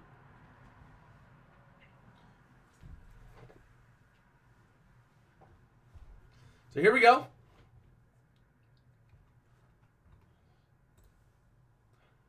Ready to roll here. 1st and 10. Looking to throw his Goff. Hits the corner up to the 40. Trying to push his way forward. Who has that? That's right. Right, that's right. Taking a look here. Zach Wilson's stat line is not hateful. What do you think of the stat line, HD? 11 for 21, 96 yards, no touchdowns, no interceptions. For a half.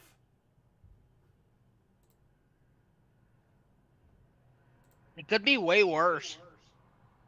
Yeah, I mean, just over 50% completion percentage, no interceptions, about 100 yards.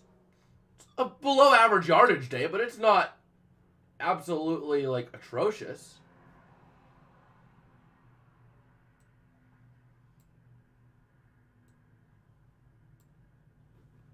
So,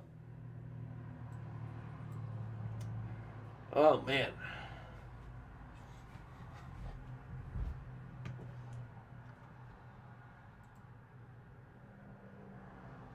Oh, the Rams offense ain't doing anything for me.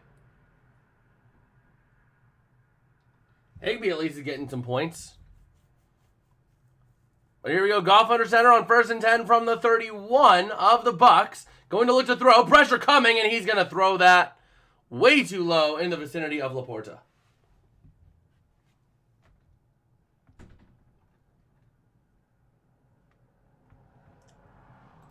Man. Well, I have an 18-point lead. I'm still, though, like 16 points off of his projected. Or 18 points off his projected. The scary thing is, he could drop some. Actually, no, he can't drop anyone anymore. Unless he drops Christian Watson himself to pick up someone else. Goff going to hand back, and it's going to be a run here with Reynolds, and it's going to go backwards. Back to the 34. 3rd down and 13 coming up. The thing that really scares me, though, is the Bills' defense tonight. Not going to lie. Why? I'm going against the Bills' defense in fantasy. Well, we lost Matt Milano to a leg fracture. Yeah, but you're going up against the Giants. The New York mother-loving Giants. You love your mother, too? So 3rd and 13 from the 34. Goff looking to throw over the middle. Has a man. No, it's dropped. Oh, almost picked off. It was deflected and almost picked off. That was, oh my gosh, that was white almost on the pick.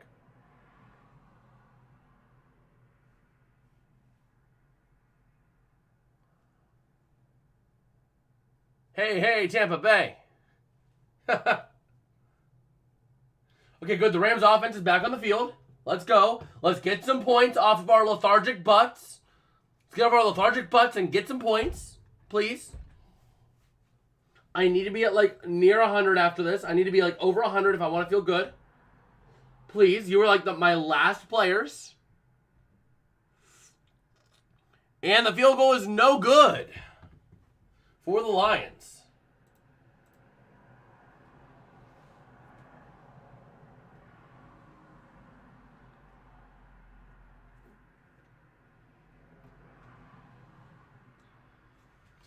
Okay, good. Kyron Williams. Holy jeez, what just happened in that game? Oh my gosh. Oh my gosh. Kyron Williams just getting yards after yards. This half already. You know how many yards Kyron Williams has this half? How many?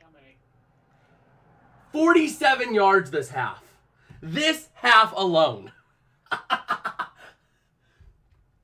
The Rams are already at the Cardinals' 28-yard line. Kyron Williams ran for 17, for 6, for 14, for 10.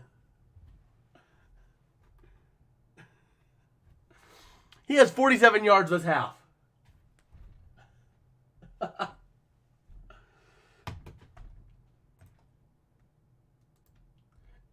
Oh, now you're going to have Ronnie Rivers run it? Come on.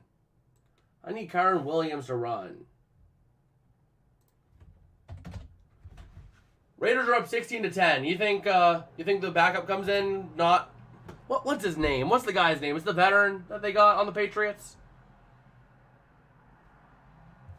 You think Mac Jones comes out for him?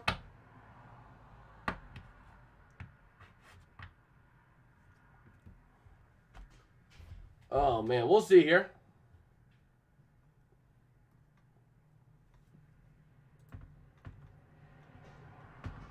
Now, if A.J. Brown can really get going this half and get himself a touchdown, I'm good. And Kyron Williams is back on the field. Good. Good.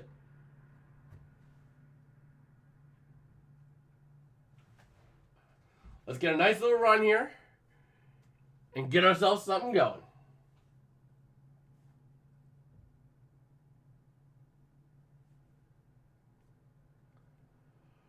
Oh, man.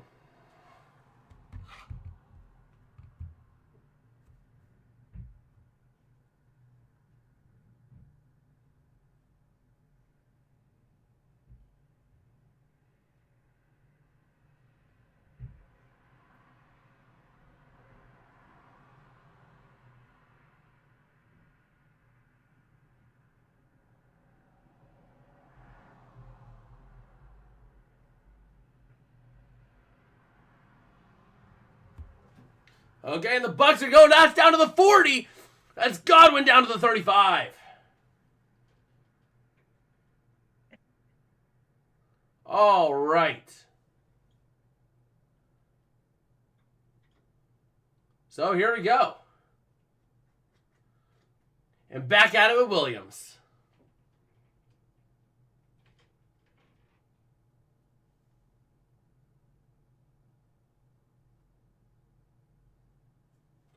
Okay, so here we go. First down and 10. Going to look to throw is Mayfield. Over the middle. Has his man. That's caught. He is still going. That is down. That is Mike Evans down inside the 20. All right.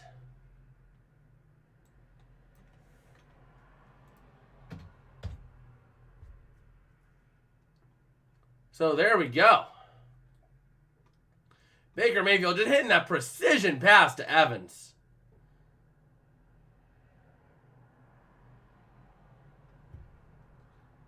Okay. So here we go. In shotgun is Mayfield. Gonna look to hand off up the middle. Gonna push, push, push. And there he goes down to the 14.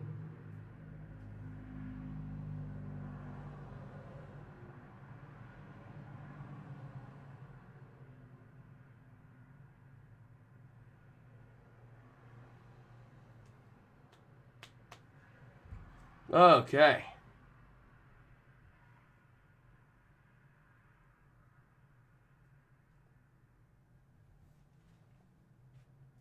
So here we go. Second down and 7 coming up now for the Buccaneers.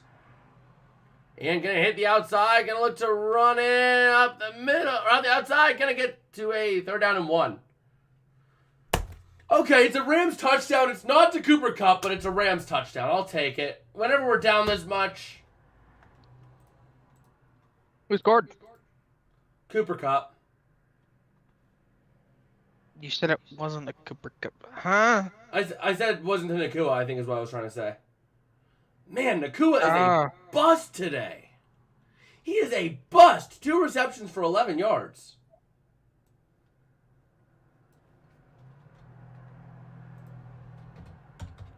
Here we go. Mayfield hitting the corner. Okay. There's going to be a flag for offensive pass interference on Mike Evans on that one.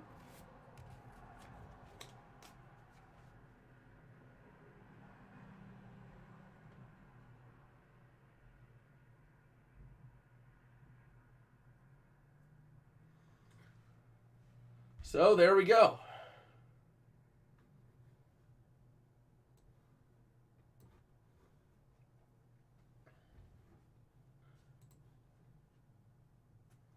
Man, Mac Jones is still in the game? I'm surprised.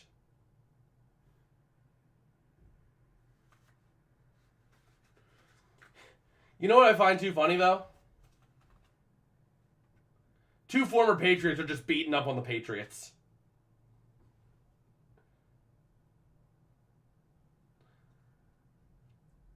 Because Garoppolo and Hoyer both have gotten time in this game. Johnson, you think he fell asleep? Well, wake up! It's 6:15. 3rd and 11 now for the Buccaneers from the 18. And he is going to look to throw to the near corner. Incomplete. Just a little thrown outside. We have another flag.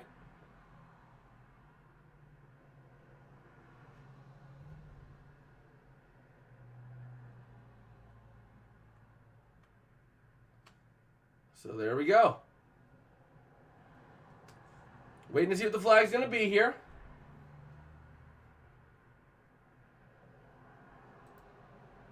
And let's see.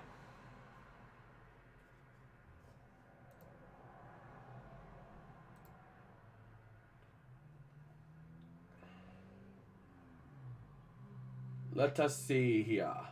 Oh, are you kidding me? I'm going up against Cooper Kupp on the other sideline. Come on.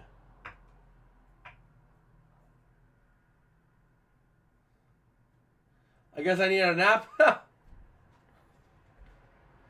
So 4th down now for the Buccaneers. But man, I'm going up against Cooper Kupp, and he's at 21.4 points. And Puka Nacua has 3.1.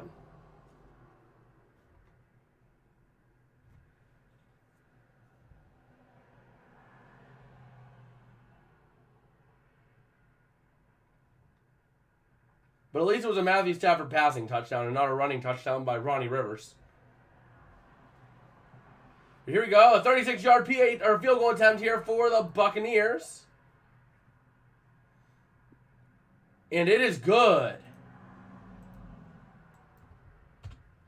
Like I said, this is going to be a close game. This was destined to be a close game from the onset.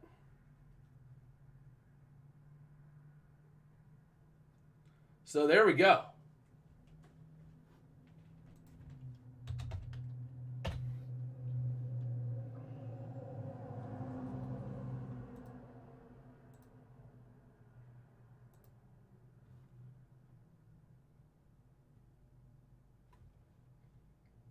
All right.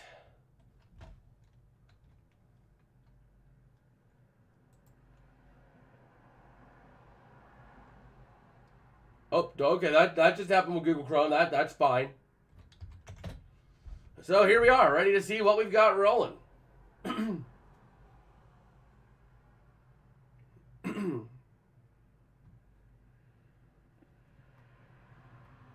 Oh, man.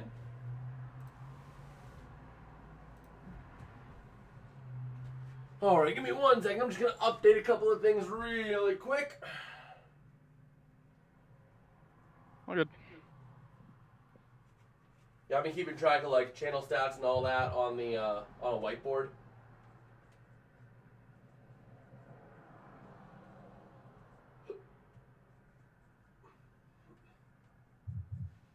So here we go, ready to see what we've got running. You see anything else going on crazy in the in this slate of games? Honestly, no. Nothing really too big at all.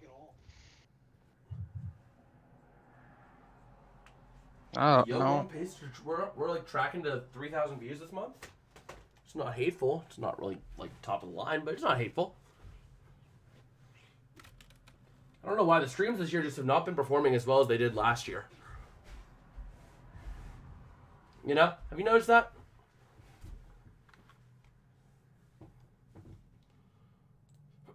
Not much, no. Well, last year I was pulling consistently close to 100. This year, 100's been like a milestone for me. So.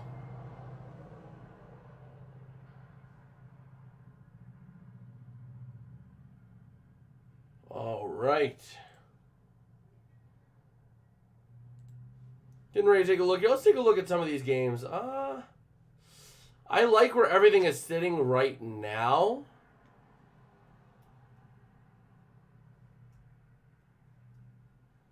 Except maybe I might move the Eagles down to likely playoff teams.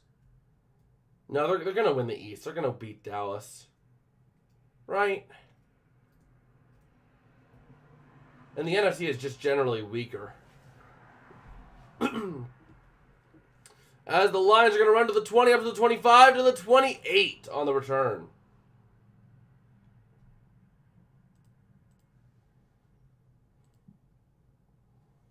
Okay.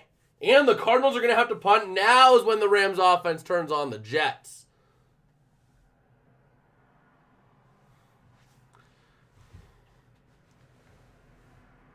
Now is when they turn on the Jets. Although, honestly, HC, what would you think if I don't stream Sunday Night Football? Because it's going to be a blowout. I don't think it will be. You don't think it will be? The New York Giants offense. That offense puts up less points than a Pee Wee football team against the pros.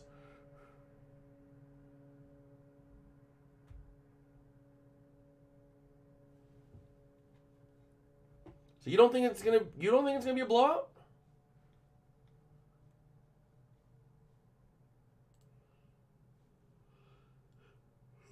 No, I don't. Hey, at least you're not like Dolphins fans today. Gonna look to throw is Goff on first down over the middle. That is... Who is that? 87. Is that Laporta? That's right. That's Laporta, right? Sam Laporta, I believe so, yes. Yeah. Hey, but at least you're not like Dolphins fans. Dolphins fans had a bit of a heart attack in the first quarter today. I was seeing all over Twitter, who's ready to be 5-1 for the first time since this one last time we did it many years ago? And they started out down 14-0. They won in the end, but still. Bit of a heart attack there. As Goff hits his target over the middle, who was that? That was Amon-Ra St. Brown. So for Amon-Ra St. Brown, we go Hawaii! Hawaii. Hawaii. Amon-Ra St. Brown, 77 yards on 7 receptions and 1 touchdown. And here we go. Going to run up the middle for a gain of maybe a yard. And Reynolds getting a little bit of help getting up.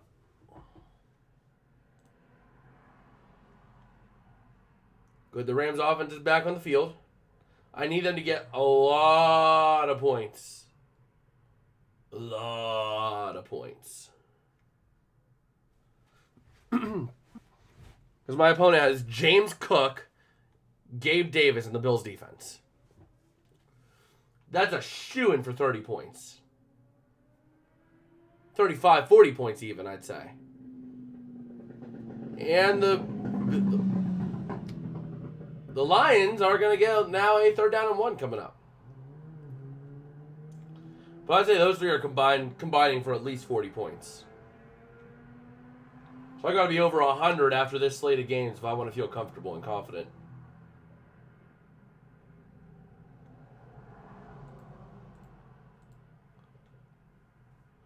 Here we go. 3rd down and 1 from the 40. Oh, it's really 3rd and 2. Going to look to hand off from the 48 up the middle. That is a 1st down there for the Rams. Or the Rams, the Lions.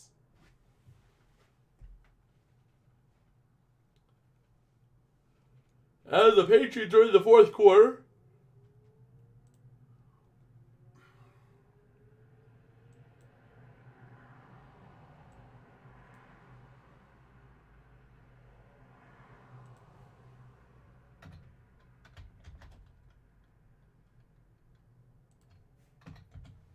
All right.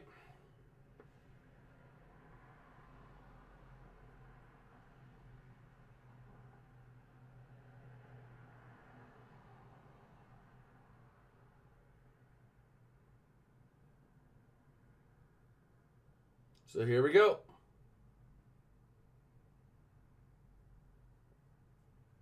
There we go. Now you're getting Puka involved in the offense. As the Lions going to go big with Raymond up to the 46. 1st down.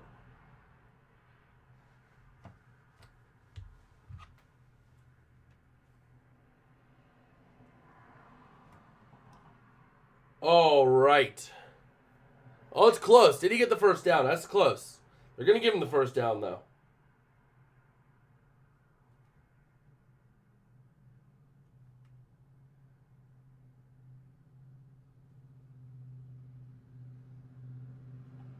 Okay.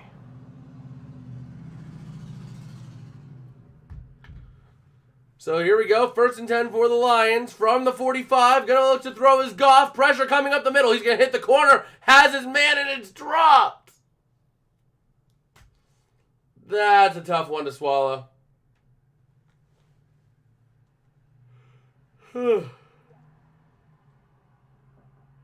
Oh my God! 30 yards to Tutu Atwell.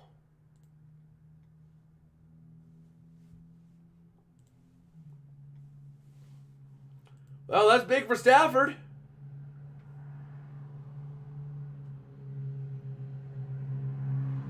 Here we go now. 2nd and 10 coming up for the Lions from the 45.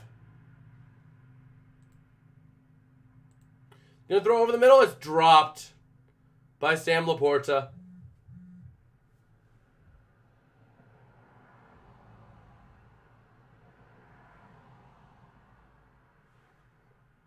So here we go.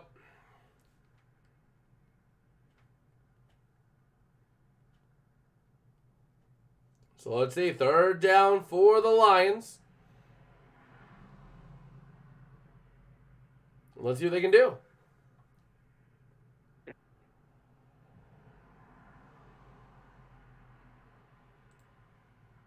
Looking to throw is Goff. Going deep. Has a man. Touchdown, Lions. Williams. Incredible. Incredible one for Jameson Williams.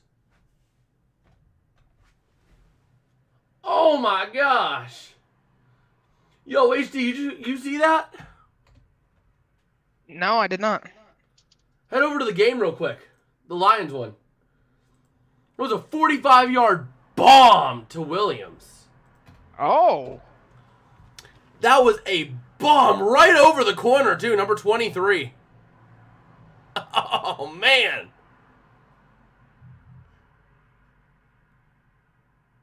And there's the PAT, which is good. 17-6. In the Rams, Kyron Williams knocking on heaven's door of the end zone.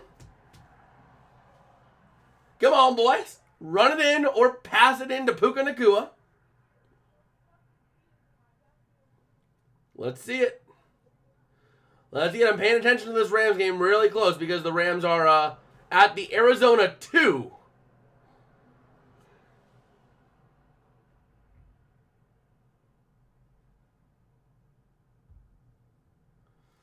Come on. And go for it if you're on fourth down. Make it an 11-point game, right? If you get to fourth down and, like, the Arizona 2.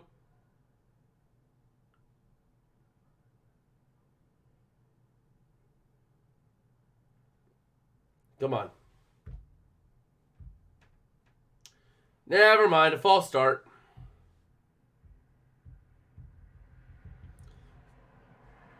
Oh, boy.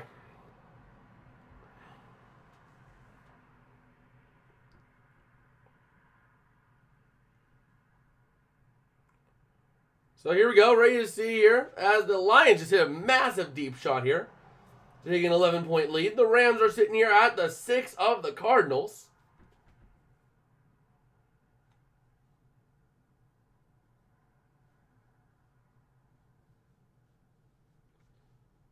Okay.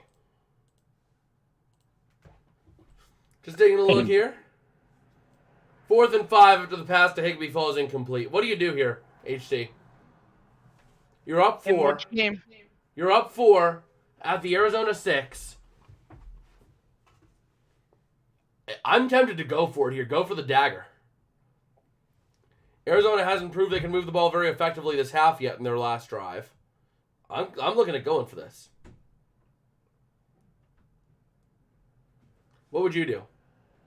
It's 5 yards for a first down. But you're at Arizona 6. As long as you're careful with the ball, worst case scenario, they take over at the 6. You're without Arizona seeing what 6. happened, what would you do? Down is it? It'll be 4. So without looking at it, it was 4th and 5 at the Arizona 6. You taking the points or are you going for it? Up 4. I'm taking my points.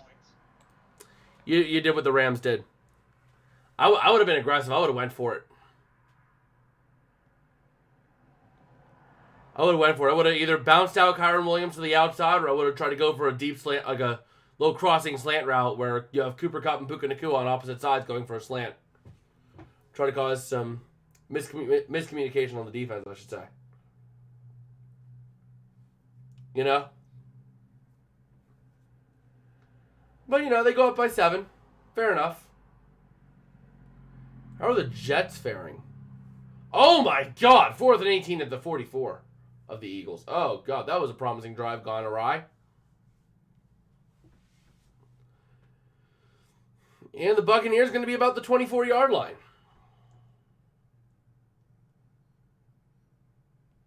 Throws over 20 yards. Completions, he's first. And completion percentage. Goff is first and throws over 20 yards through week 5. And 63% of his throws over 20 yards are over 20 yards. He has the second highest passer rating since 2021 on throws over 20 yards, only trailing Joe Burrow by 0.7 QBR. And ahead of Tua by a full 2 points almost. As Baker here in shotgun, 1st and 10 from the 23. Gonna look to throw, having time. He's getting a little happy feet, and he throws over the middle, caught by Evans, up to the 36.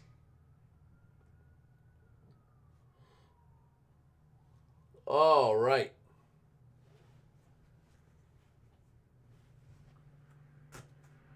What I think we'll do, HC, is I think we'll plan on seeing how the first half of the game goes.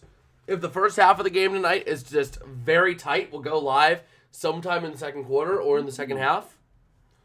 Damn. Otherwise, I'm probably not going to stream it because I don't want to stream another blowout. You know? Yeah. Because that's like all primetime games have been recently. Just boring, uninteresting games. Like this week's primetime, we had the Broncos Chiefs, which was bleh. Bears Commanders last Thursday. Bleh.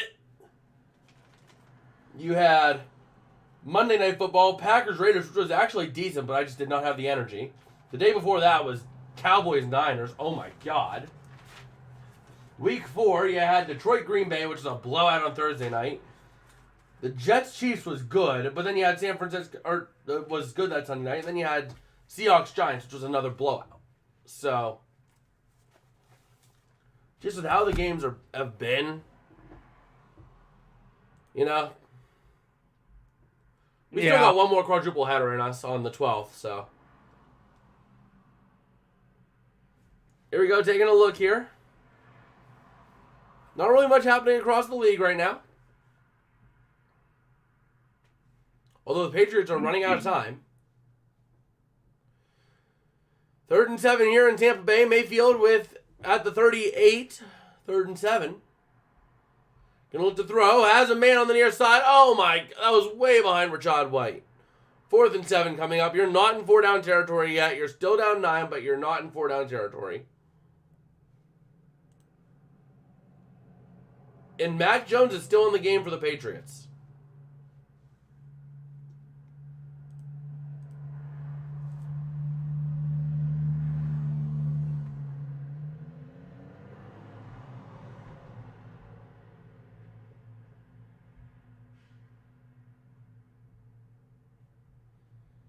And the punt is up and away. Caught at the 19 to the 20. Bouncing to the near side to the 25 to the 29. He goes out of bounds.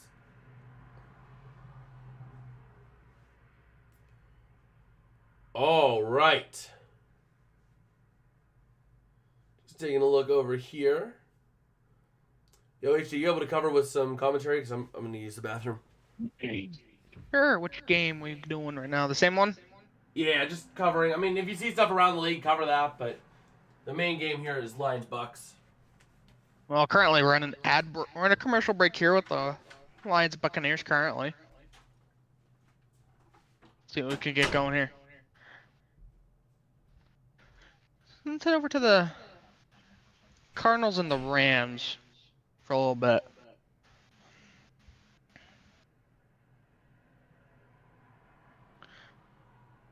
I believe it is 1st and 10 for the Cardinals now, as they're getting a drive going against this Rams team. Rams did get the 3 earlier. They're up 16-9. We got about under a minute here to go in the 3rd quarter.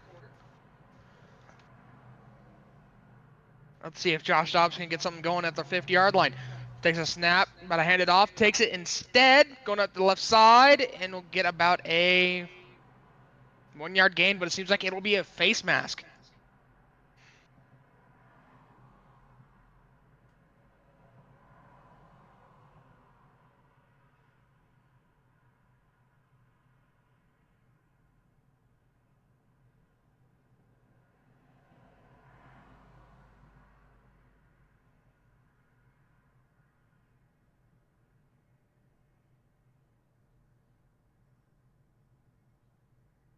Yep, it'll be a face mask.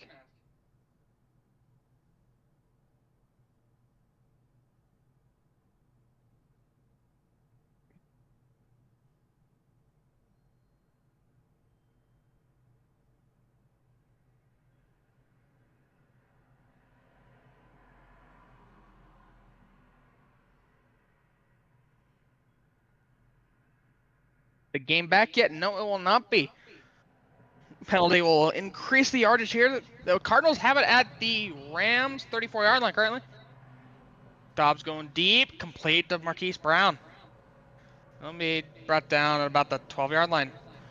Hopefully the Lions back from commercial. And they are. 1st and 10, Jared Goff.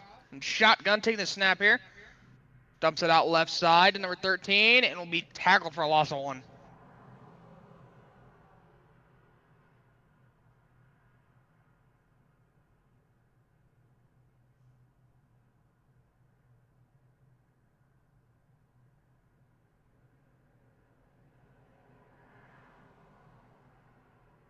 Second and 11 for this Lions team. About 30 seconds left here in this third quarter. 10 seconds left on this penalty clock here.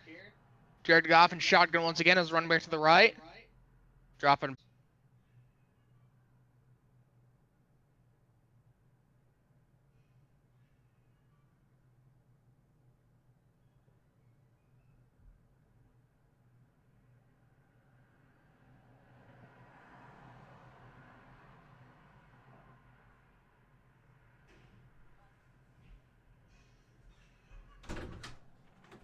Okay, I am back.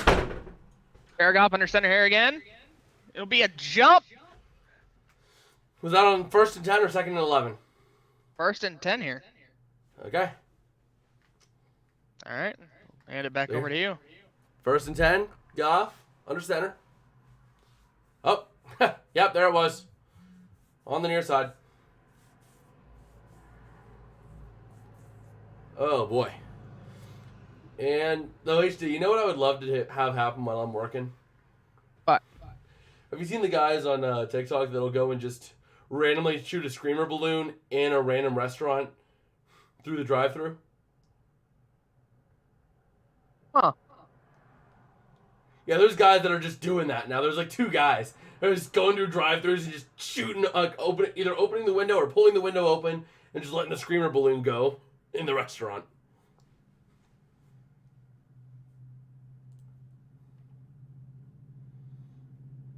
That would be hilarious, you know? You're sitting there working and all of a sudden you just see a screamer balloon just entering the restaurant. Dang. Oh, wow, the Jets in the red zone now. Only down by 5, too, as the Cardinals are driving on the Rams at their 12th.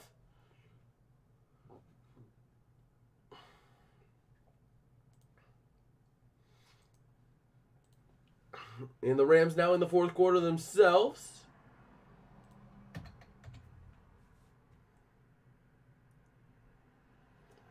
Oh, man. But that would just be hilarious. You know, just imagine you're working in fast food, and then you just... Hold on, let me pull this up here. So imagine you're just working in fast food, right? And all of a sudden, you just hear this. You ready?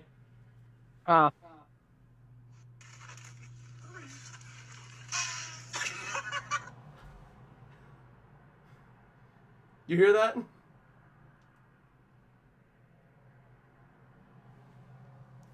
No, I didn't hear anything. Yeah, I'll share it with you.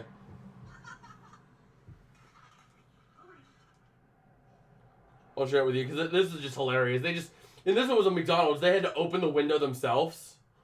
So they open the window themselves, toss the screamer in, close it, and drive. And you guys hear the thing just go, meow.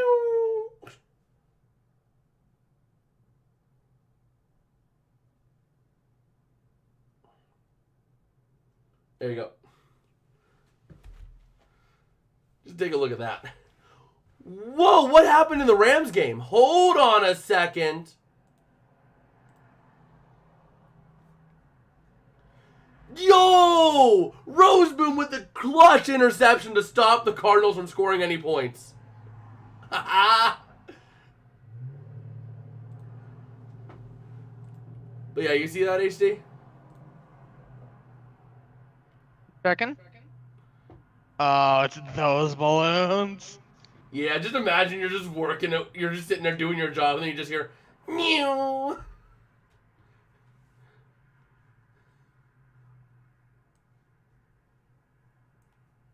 So stupid, but it's so funny at the same time, you know? They're now on a day 3 of doing it. The second day, they asked for a water cup. The lady left it open, and they just shoot it in there and drive off.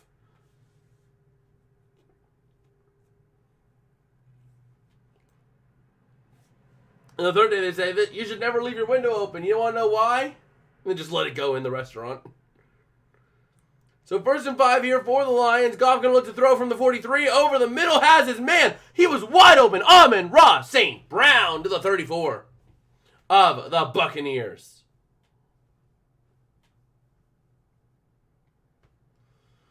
All right. Man, Amon-Ra St. Brown, how did he get that wide open, man? There was nobody in a 10-yard radius of him. Wow. So here we go from the 34. Oh, God. 4th and 17 from Philly 20 for the Jets now. Oh, my God. But here we go. Goff in shotgun, empty set, looking to throw. Having time. Pressure coming off the edge, though. Goff going to throw to under. It's caught. And that was number 8. That can't be Reynolds. Reynolds is 11, but I thought Reynolds was 8. But that looks like Reynolds. Wait, is there 2 Reynolds on this team? Yeah, the running back is Reynolds. The running back Reynolds is 13. Josh Reynolds is 8, isn't it? Yes. I called 13 Josh Reynolds because I see Reynolds. I'm like, wait a minute. That's Reynolds. That's Josh Reynolds. Man, I really wish I'd picked up Greg Zuerlein for my kicker this week. Man.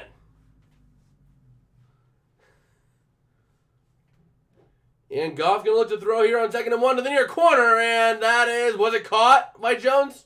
Or are they going to say incomplete? They're going to say he caught it.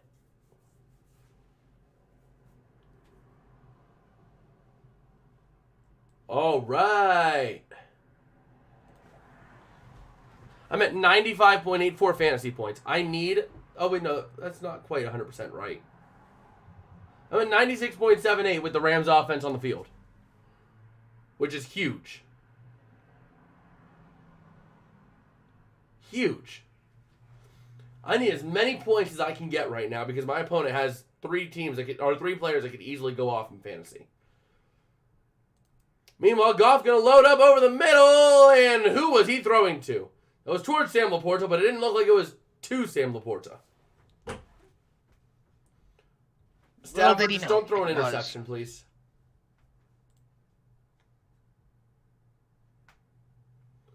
And the Patriots, the end zone's this way, and they're going this way. It was 2nd and goal at the 4, now it's 2nd and goal at the 13. Meanwhile, going back into this Bucs game here, the Lions have it at the 20. Going to look to hand off, that is the other Reynolds, and he's going to pick up a couple yards. Yo, that turf is like so wet there. You see that? Yeah. It is a wet turf. Anytime someone goes down, it just gets shot up. Water just gets shot up out of there.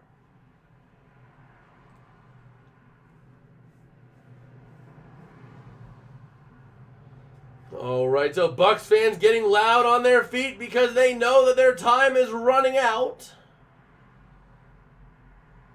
Goff in shotgun. Reynolds to his right. And going to take the snap. Blitz coming from the Bucs. Going to throw over the middle. It's batted away. Incomplete. Todd Bowles on the sideline just celebrating completely after that one. 4th and 8. Going to limit the damage to a field goal here. Oh, man. Great deflection. The only thing that would have made that deflection worse was because of how high it was, would have been a pick.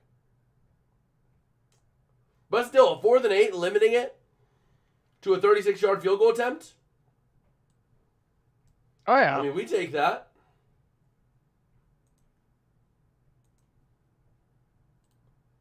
And the attempt is good. 14-point game now as the Bucs find themselves down 14. Exactly 12 minutes to go. Can Baker Mayfield have another comeback drive in him for this one? Let's see. Meanwhile, the Patriots looking at a 3rd and goal at the Vegas 7.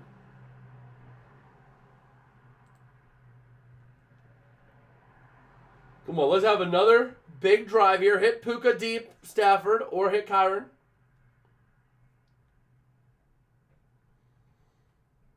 I'm not feeling as nervous about the game. I'm just nervous about my fantasy football match because, James Cook and Gabe Davis could easily combine for 30, and that Bills defense could easily get 10 tonight.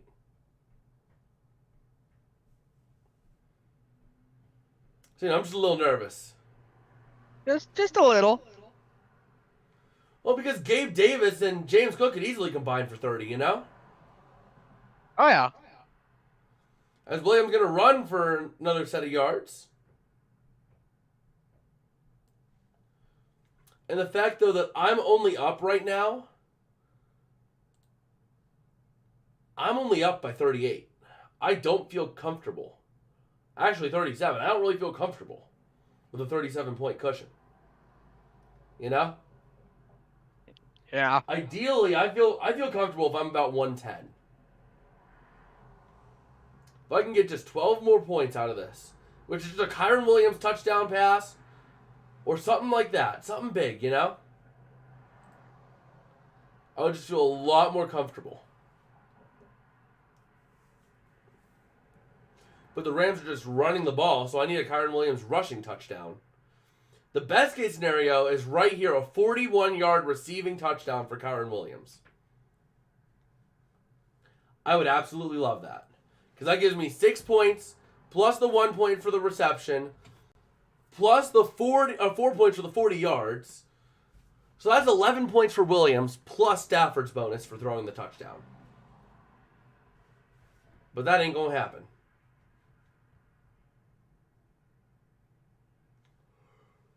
The Lions, in their 15th straight game with 20 or more points, which is a team record, the curse seems to have finally been lifted in Detroit.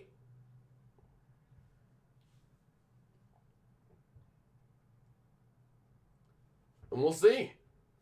The Patriots finally getting themselves that touchdown. Took So long only enough. a 2-point game there, and oh my God! A 27-yard run to the Arizona 9 for Kyren Williams. Love Let's it. go. What? Got him on my fantasy. Yes, sir. That's going to be a big, big push. That's going to be like 14 points for him today so far after that one. Because now he's up to 147 yards. So he's at 14.7 fantasy points. Without even scoring a touchdown. That's the He's crazy at thing. 147 yards? With that 151 now without a touchdown. 151 All I'm gonna say after is my fantasy stuff, we do 1 point per yard. Thank you. So what is an average score for a team each week? 800-ish.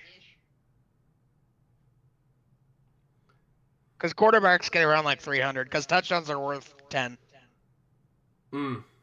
It just makes it more interesting, because it's like one time they'll have like 80 points, and the next thing you know, they're going to have like 120. Yeah. So it's like they're either just kind of meh in there, or they're like, hello. Well, he has 151 yards right now, just on the ground, not even factoring in any receiving yards. Let me take a look if he has any. Receiving. Nope, he has no receiving. But second and goal of the Arizona 5. I would not mind a Kyren Williams rushing touchdown. Meanwhile, 3rd and 2, hitting deep for Palmer, and it goes right through his hands.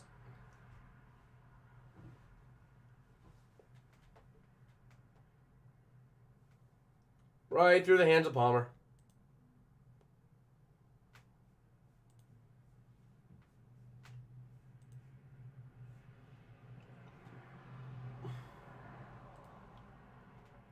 There we go. I'm at 102 points now. Kyren Williams at 15.1 fantasy points. Without having scored a touchdown. Using default scoring. Oh no. 2nd and goal at the 1. Under review. Is that a Kyren Williams touchdown they're looking at? And that is going to be Raymond running to the 10 on the punt return for the Lions as the Bucs had to punt it up to the 16.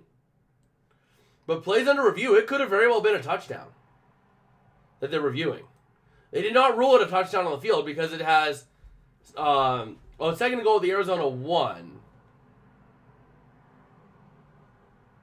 No, a second goal of the Arizona 5. It was a touchdown!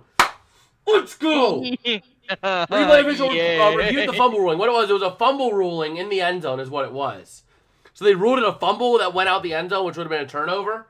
But instead, no, it was just right up the middle without a fumble for 5 yards. Rushing touchdown for Kyron Williams. He's at 190. Well, that right now gives me, after the touchdown update here, right? That's going to put me over 20 points in Kyron Williams. He's going to be at 15.7. He's going to be at like 21 points. So I think touchdowns were 6 in default scoring, right? I think.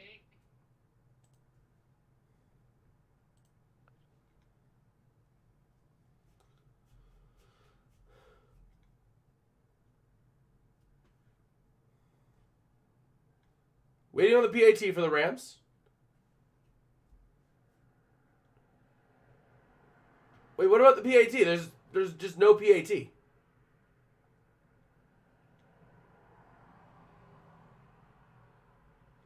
I guess there's no... I guess they're waiting on it. There's like an official timeout or something like that. I'm guessing.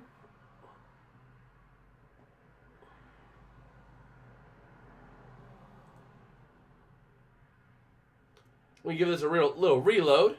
I'm at 108.94 points now. Now I'm starting to feel good about rising to 6-0.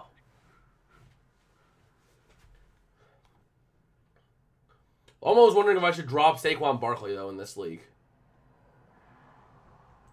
He's just not healthy enough, you know? Yeah. Like, yeah, he was great when he was playing. Scoring 36 and a half fantasy points. But he only played 2 games. You know? Yeah. And I don't think he's playing tonight, is he? I don't know. Oh, he's expected to play Sunday. He is expected to play Sunday.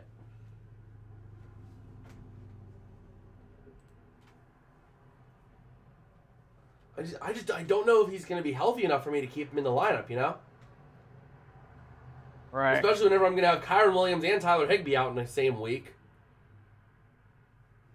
In 1st and 10 for the Lions, they're going to get up to the 21.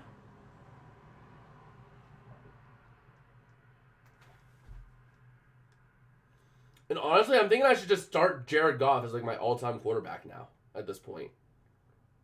With how hot the Lions are. Let's take a look at the Lions' schedule.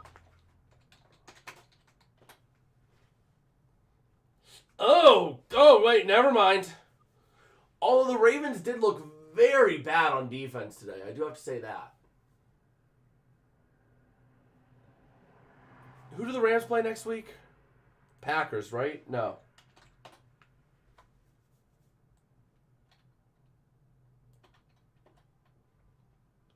Oh, yeah, no. Oh, shoot. I don't have a good option next week at all. Shoot. Can Aaron Rodgers play next week, please? I think I have Rodgers in this league. Never mind. My options are not good at all. Oh, man. HD, which would you pick here? Jared Goff against the Steelers defense. Kenny Pickett against the Lions defense. Or no, never mind, hold on. Matthew Stafford against the Steelers defense. Kenny Pickett versus the Rams defense. Or Jared Goff versus the Ravens defense. There's no good option there. Yes. What? Yes. I don't know. I'm almost tempted to start Pickett, but like, Kenny Pickett would be the best choice, obviously, against the Rams defense. You know? If it were any other offense, Kenny Pickett would be the offensive choice. But in a Matt Canada system, it is disgusting. You know? Yeah. The Goff looking to throw out to the outside. First down for Amon-Ra St. Brown. Still down in bounds. Although, did you hear the news? I would not mind seeing this if he's able to get back into the NFL. Did you hear the news? What news? The fact that John Gruden is considered a top candidate for the Steelers' offensive coordinator job next year. I got an idea. What? Hire Big Ben. I thought you were about to say keep Canada for a second. I was about to say I would shoot you. No, hire Big Ben. Oh, man. And that's going to be the other Reynolds running to the 35.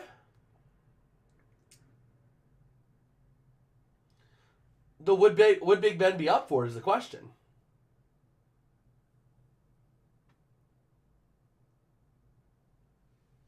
That's the question. Oh, man, that was close to being a fumble, though. They just showed it on the replay thing. The game peak or whatever.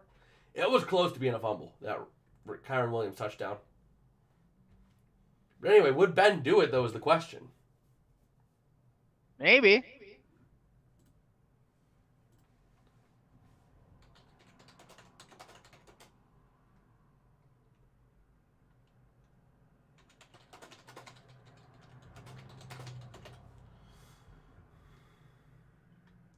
Even Aaron Rodgers is saying that Ben could successfully call plays. But Roethlisberger said last year. Now keep in mind, take it with a grain of salt. This was from November of 2022. Roethlisberger said he would never coach in the NFL. Saying no way to it.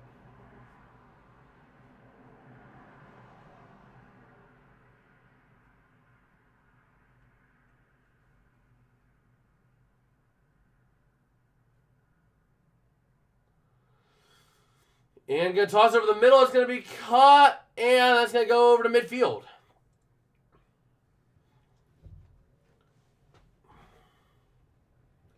But I would not mind seeing Gruden. If he can get his way back into the NFL, I would not mind seeing Gruden as the OC, you know?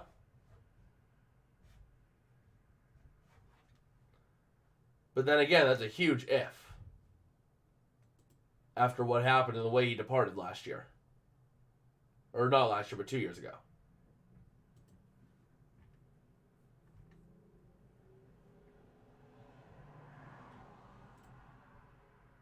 So here we go, ready to see what we've got. Gonna look to run and go absolutely nowhere.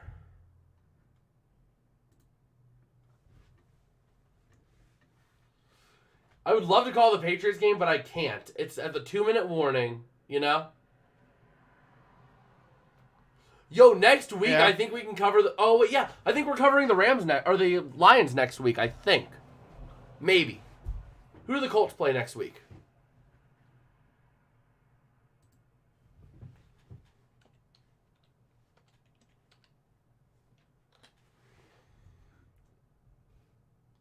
The Colts play the Browns.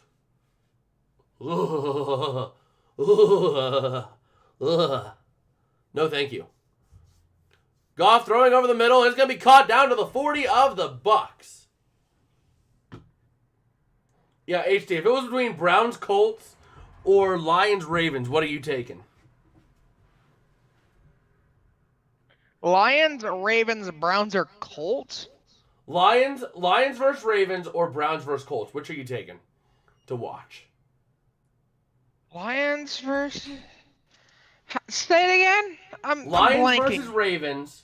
Okay. Or Browns versus Colts. I'd rather watch Lions Ravens. Exactly. So I think we're going to be covering the Rams again. Or the Lions again. Figured. Also doesn't help. It also kind of helps the fact that the Lions are tied with the Texans for being my third favorite team in the NFL.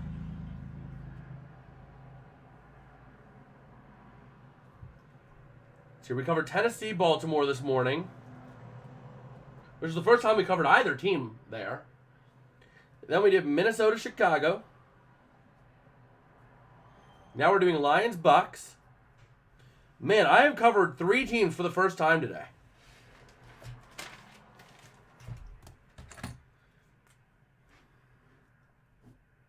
Oh, never mind. I did cover Baltimore at some other point.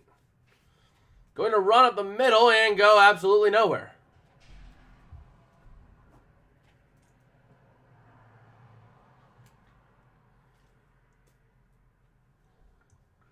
Next week we cover New Orleans for the first time.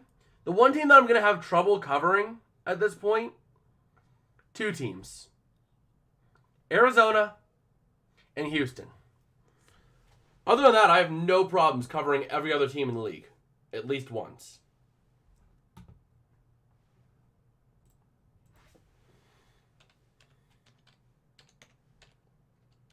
Let's see. The Cardinals. Maybe November 19th. When they play in Houston because it's a division rival of the Colts. I'm not going to get Cardinals Steelers because I'm not going to be in the vicinity of Pittsburgh at the time. But then I won't get Cardinals Bears on Christmas Eve because I'll be back home. Ah! Goff's going to look to throw here on 3rd and 9. Pressure coming. He's going to be sacked.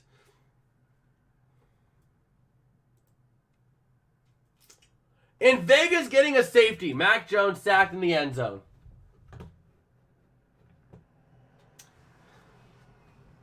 And the Rams about to kick another field goal here. Yeah, at this point, I'm calling the Vegas game. New England has no timeouts, so Vegas can just run the clock. It's over.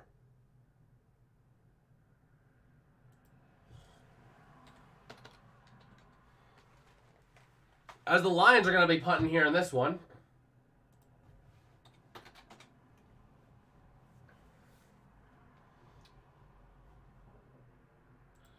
And it is going to be all the way back to the 1. Wow.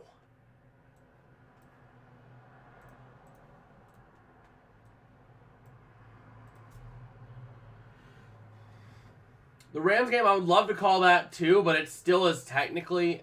It's a 3-possession game. Technically still possible for the Cardinals to come back.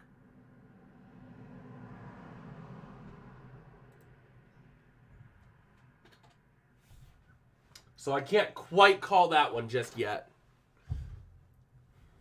Technically, nor could I call this one either.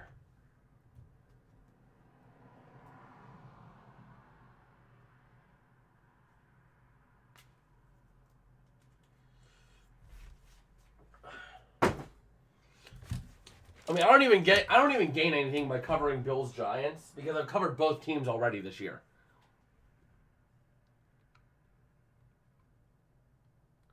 Here we go from the 2. Mayfield gonna be pressured. He throws over the middle. It's caught by White up to the 6.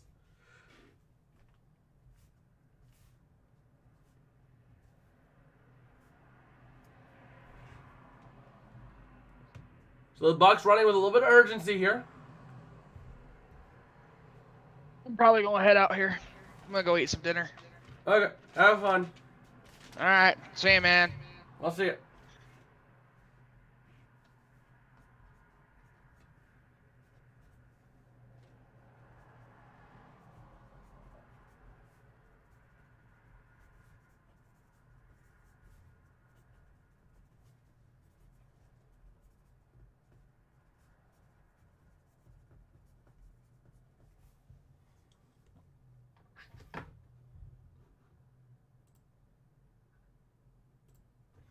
And gonna throw it in the near corner, incomplete.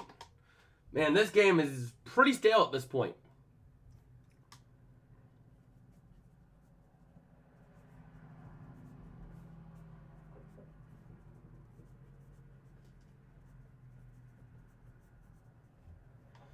Man.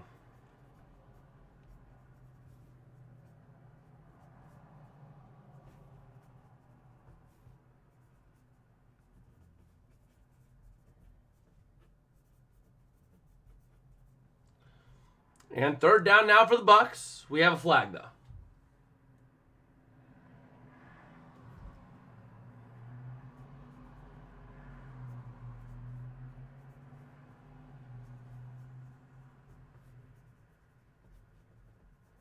All right.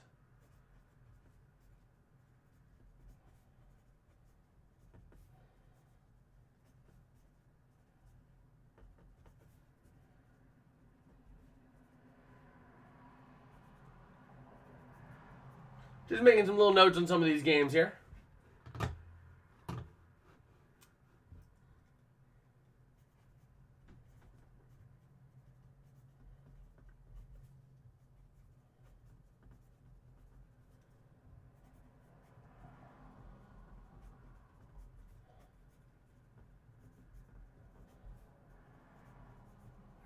So here we go. 3rd down and 3 for the Bucs. Mayfield in shotgun.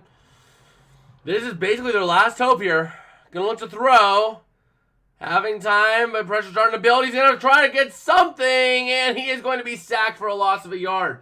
4th and 4, definite 4-down territory here. And if they fail this, it is over.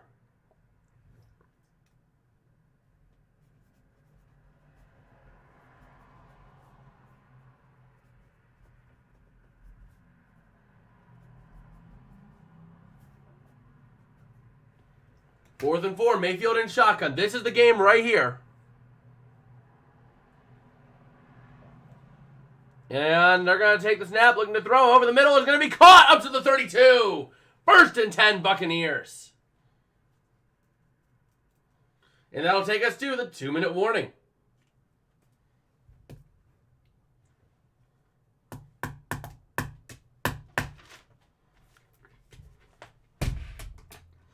Now let's take a look here. I have Josh Jacobs in our fantasy this week.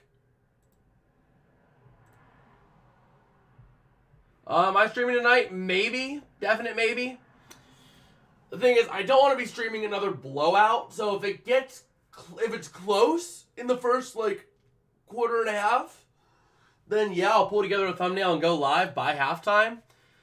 But if the game just is an absolute ugly blowout, like the Bills are up 20-0, I'm not going to see much of a point. I'm not going to really gain anything massive by streaming it. Streaming blowouts, we all know this, are not really fun to watch. In the case of, we just have to sit there and just muddle through a blowout. If it's a close game, we will get there, but it might take us a little bit of time to get going. But we will try to go live if it is close. We'll try to make that call somewhere around halftime by the latest. So if we're not live by halfway through the 3rd quarter, then we're probably not going live. Just because, the last few primetime games, we've only had maybe 1 or 2 hits that have been, really good games. So as opposed to muddling through another blowout, you know what I mean?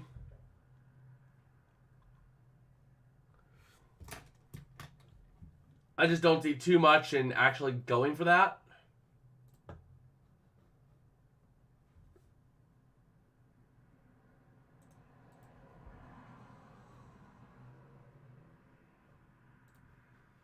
Okay.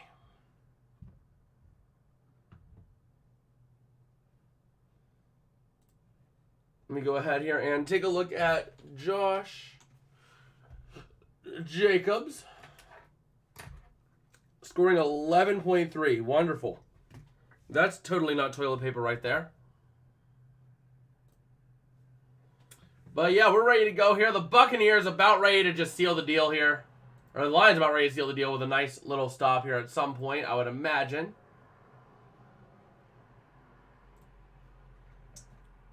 And I am really feeling good in this one league now because A.J. Brown's popping off. Kyron Williams with 20 points. Stafford at 13. I'm sitting here total 52 points off of my opponent. And he only has James Cook, Gabe Davis, and the Bills defense. Which is a scary combination, but I don't think they put up more than 40 points combined. Although I could be wrong. Because my goal here is to go 6-0 this week. Or after this week in this league. As we take a look here and see what's going to happen. Going to look to throw is Baker Mayfield. 1st and 10. Pressure building. He's going to throw deep over the middle. It's caught over the middle. That is Palmer down to the 42 of the Lions.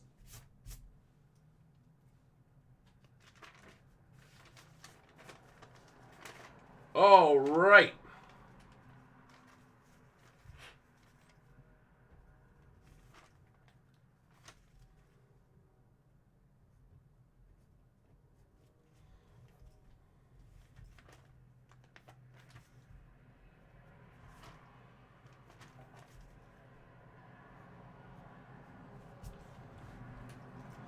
Okay, so let's go ahead and take a look here. They're going to look. Oh, that was a shot Baker Mayfield just took. But 2nd and 10 now coming up. The Jets. We have an eye on the Jets game here. That is a possible upset brewing. The Jets have it at their own 19, down by 2 to the Eagles. Meanwhile, Baker Mayfield going to look to throw on 2nd and 10 over the middle. It's going to be caught down to the 28. That is Godwin. Chris Godwin. All right. Just taking a look here and seeing what we can do.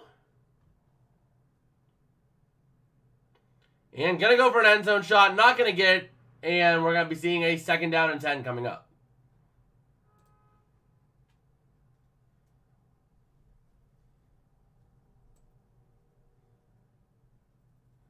Okay. So 2nd and 10 coming up now for the Buccaneers. Remember, they only have 1 minute and 10 and 2 timeouts. They're going to have to go an onside kick here. So we'll have to see. We will have to see. Going to look to throw is Mayfield, having a little bit of time over the middle, going deep, and incomplete, intended for Palmer, looking for a flag, not going to get it. 3rd down and 10 coming up for the Buccaneers. The Lions are trying to seal the deal here. Just 2 more stops, and they win. 251 total yards this game. 1 takeaway and 1 sack for the Lions defense. Another masterful performance by this defense here. And Aiden Hutchinson isn't even in the game right now. So here we go. 3rd and 10. Mayfield going to look to throw. Pressure coming up the middle from the blitz. Mayfield going to look to throw over the middle. Has a man. It dropped incomplete. Intended for Godwin. That could have been a touchdown right there.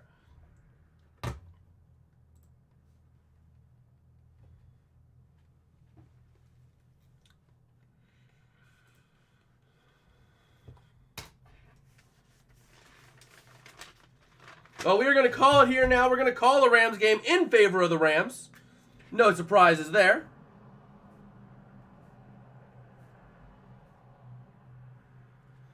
And here we go with 58 seconds left in this one. 4th down and 10. Baker Mayfield. He is 6 for 11 this drive for 70 yards. Can he keep it going here? Gonna look to throw. Having some time over the middle. Deep. Overthrowing incomplete. That is game over here. The Detroit Lions are going to win this one. Just like that. Man, I am right now sitting 9-2 or 10-2 this week. And if the Jets win, I go 11-2. And I feel confident in the Bills. That's 12-2. I could legitimately go 12-3 this week or 13-2.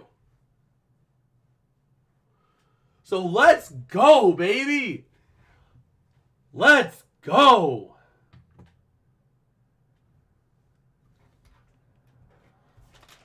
Okay.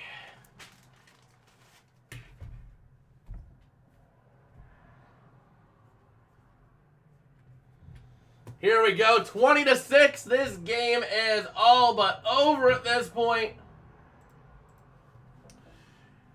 And gonna just try to run it out here. Tampa Bay not even using their timeouts. They know it's over. They know it's over. We're gonna be ending this game. Sponsored soda. This ain't a soda. This is this Hawaiian Punch drink mix packet in water.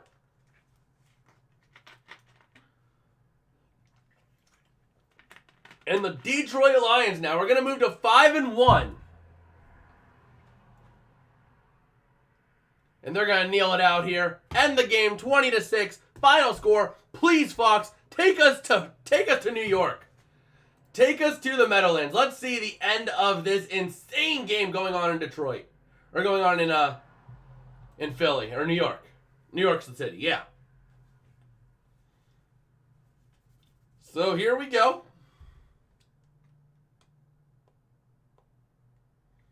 Let's see it. Oh, they're just gonna go immediately to the ALCS. They're not even gonna show us. Man, that sucks. That sucks. Well, we'll stay here with you for the last couple games here. Take this one off. Mark this as final.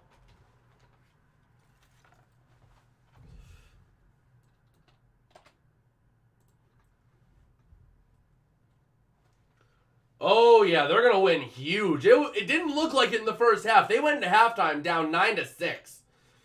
But, man, they popped off. And that paired with the fact that the offense was just rolling, I am now feeling really good about fantasy football tonight. After tonight, we'll know if I won or lost. And I am right now up by 52 points. Almost 53. Well, we'll see if we stream tonight, John. We will see ya. All depends on how the game goes. I don't really want to stream another blowout if we can help it. So, we'll see. We'll try to stream if it's close, though.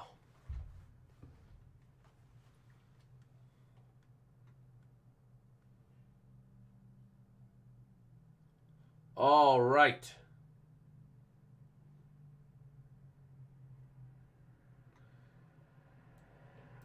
So, yeah, we're ready to go. Taking a look now over at that Cardinals game is going to end pretty similar to that score. The Jets game, though, we got a close one here. We got a close one. So we'll see how this plays out. Oh, man.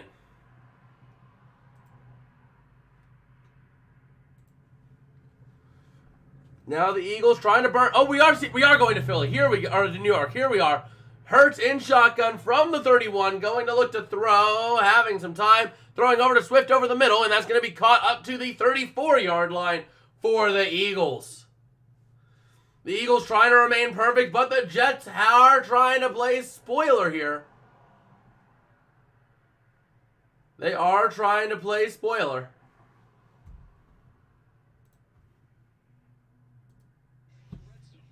And let's see it. All right, Hurts now. 2nd and 7. And going to hand it off to Swift, who goes up the middle and goes absolutely nowhere.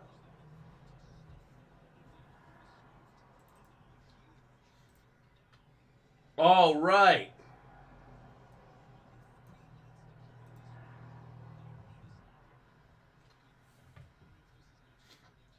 So let's go ahead and update this real quick.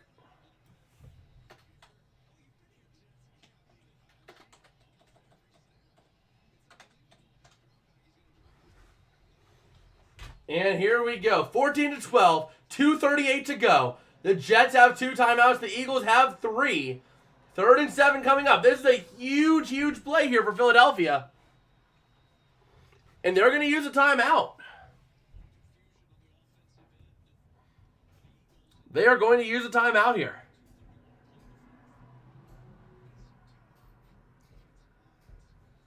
Man. So we got a close finish here. 3 giveaways for the Eagles. That Jets defense has been absolutely incredible this year. That defense will make anyone look bad.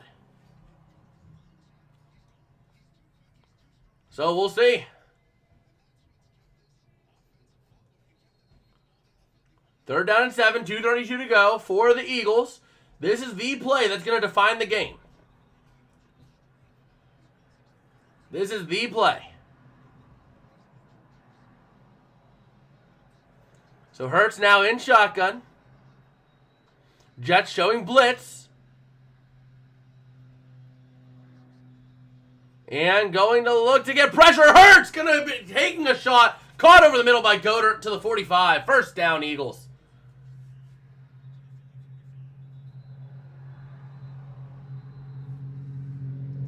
All right.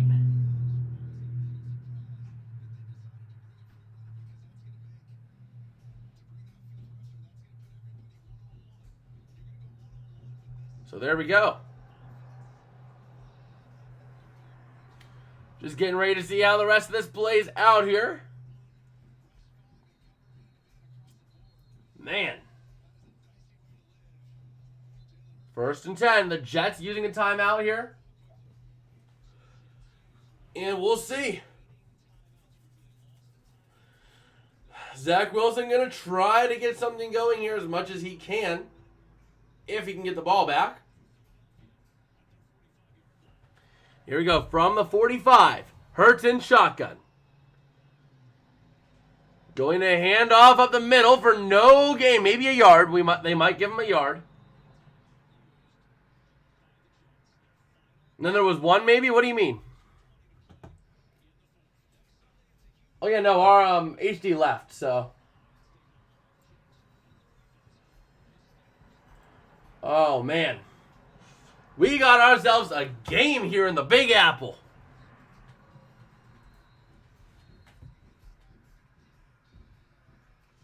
Just taking a look here. 2nd and 9. 2:20 to go. And let's see it.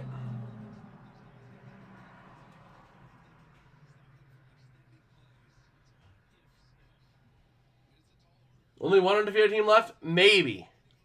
Maybe. The Eagles do still have a 2-point lead. The Jets have no timeouts. And the Eagles, the clock is on their side. 2 minutes, 20 seconds to go. 1 first down and you win.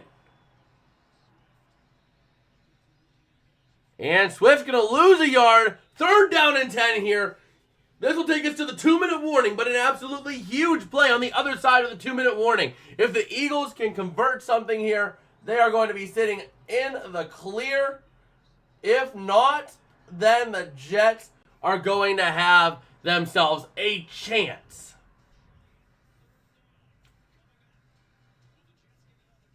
Oh yeah, no, we might have no undefeated teams left after this week. So we'll see. We will see.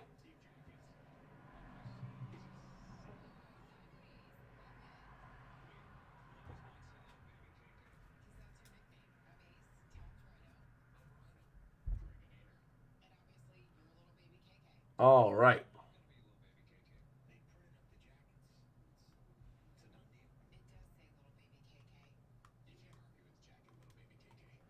So we'll see. Man, are you kidding me? Steelers-Rams is going to be the game shown across the country, and I'm not going to be able to stream it. No, I refuse. That is the one game I would love to watch, but I have bowling next week. Pain. Pain. That is the game that Fox is looking to show nationally. Pain. Or wait, no, Fox will have the single header next week, won't they?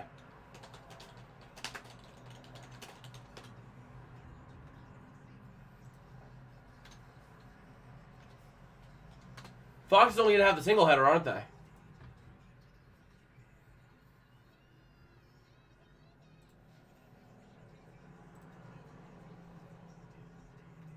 Yeah, Fox only has the single, so we're probably getting Detroit-Baltimore. We're probably getting Cleveland-Baltimore. I would love to get Steelers-Rams, but we're probably going to get Lions-Ravens. Because this area is also another big Detroit Lions area, or it's going to be Vegas Bears. This area is big Bears country, Lions country, and Colts country. So,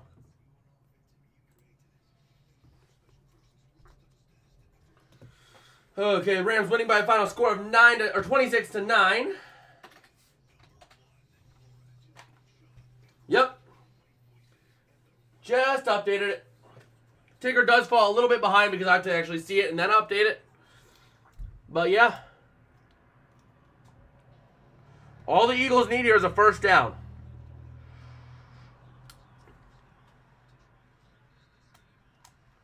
The Eagles just need a first down. The Jets need to get a stop here. This is the play. If the Eagles convert this, it's game over. If not, the Jets will have a chance with about 1:15 to go. About 1:10 to go, give or take. Hurts going to throw over the middle, intercepted to the 35-40, 35-30, 25-20. The Jets have the game to the 10, to the 8. The Jets. Jets, Jets. Oh, yo. There's no way that just happened. There is no way that just happened. We just watched the Philadelphia Eagles and Jalen Hurts throw the game away on an interception. Oh my gosh. Oh my gosh. That is huge. Now you just burn a little bit of clock here. A minute 50. You can run the ball a couple of times and still be fine. Don't do anything stupid, Zach, and you win the game. And they're going to run to the 5. Touchdown! Breece Hall! Oh! The Jets. The question is, did they score too quickly, though? Did they score too quickly? Did they score too quickly? They're going to have to go for 2 to make it a 6-point game. But did they score too quickly? That is the question. And that's the question that we're going to get an answer to soon.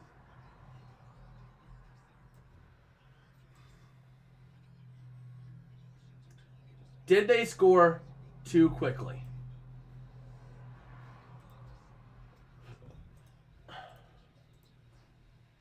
Gonna go for 2. Wilson in shotgun. Going to look to throw. Having plenty of time over the middle. Caught, and it's good. So the Jets make it a 6-point game. Oh, no way. There ain't no way. There ain't no way. Oh, man. Let's see here. And Breece Hall, that's huge. I picked up Breece Hall in me and David's verses. He's at 20.3.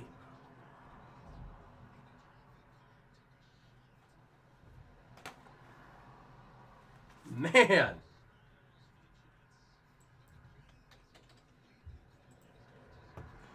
And Puka Nacua netting me 6.6. Yeah, that's a lot. But I only spent $10 on him, so it's not hateful. But man, we just watched Jalen Hurts throw the game.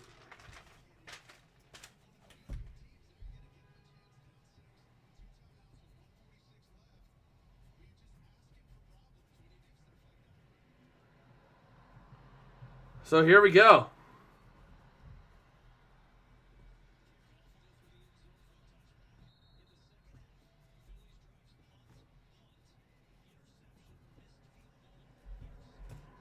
So here we go. Jalen Hurts, 3 interceptions, tying his career high.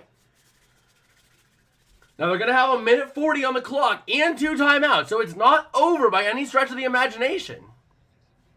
Minute 46. So it's not over. Definitely not over.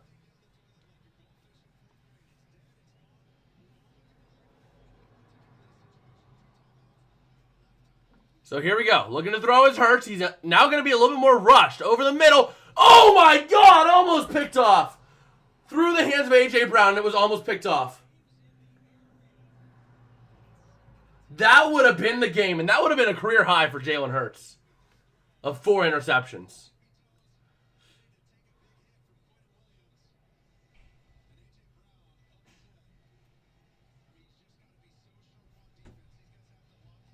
So here we go. 2nd and 10. Hurts in shotgun. Going to take the snap and looking to throw. Pressure coming big time. Hurts escaping to the near side, but a lot of pressure. He throws it. It's caught. Yeah, it's caught, and he's going to be down. It looks like a first down, though. Never mind. They're going to roll it incomplete. 3rd and 10.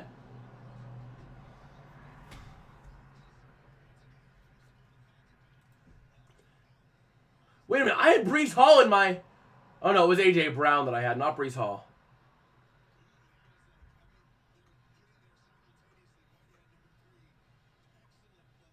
Okay, so here we go. 3rd down and 10. Hit A.J. Brown for a deep shot here, but don't win the game. Come on, here we go. Hurts going to look to throw. Having time. Blocks are looking good. He's going to throw out to the outside. Caught. That ain't what you were looking for. Couple yards. 4th and like 8 with 1:24 to go. Sirianni going to use his second time out here to dial up the right play. And this is the game right here. If the Eagles convert this, they're still alive. If not, it's game over. Simple as that.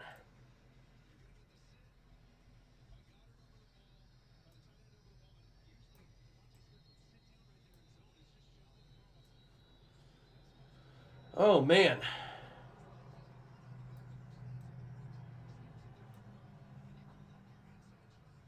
So here we go. Man, my tier list is just not looking good. I cannot guarantee anything in terms of likely on the NFC side. It is wide open with the Eagles looking like this. So here we go, 4th down and 8. Hurts in shotgun.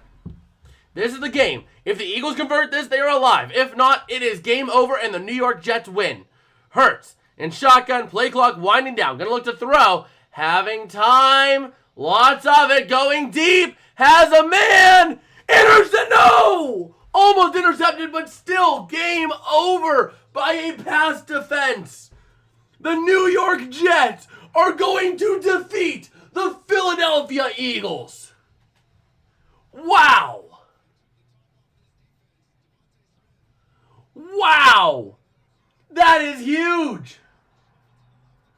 This game is going to go final with a score of 20-14 in favor of the Jets. Let's go, baby. Let's go. I called it. I picked the Jets to win this one. No one else did. Let's go. Man, that was almost intercepted too, but it's honestly, it don't matter. It's just a kneel down at that point. I am now 11-2 this week. PDF is 9-4. David is 8-5. 9-4 is HD. The Flip of Fate coin is 5-8 this week. And me back in March, I am 10-3. Man, I am acing this week.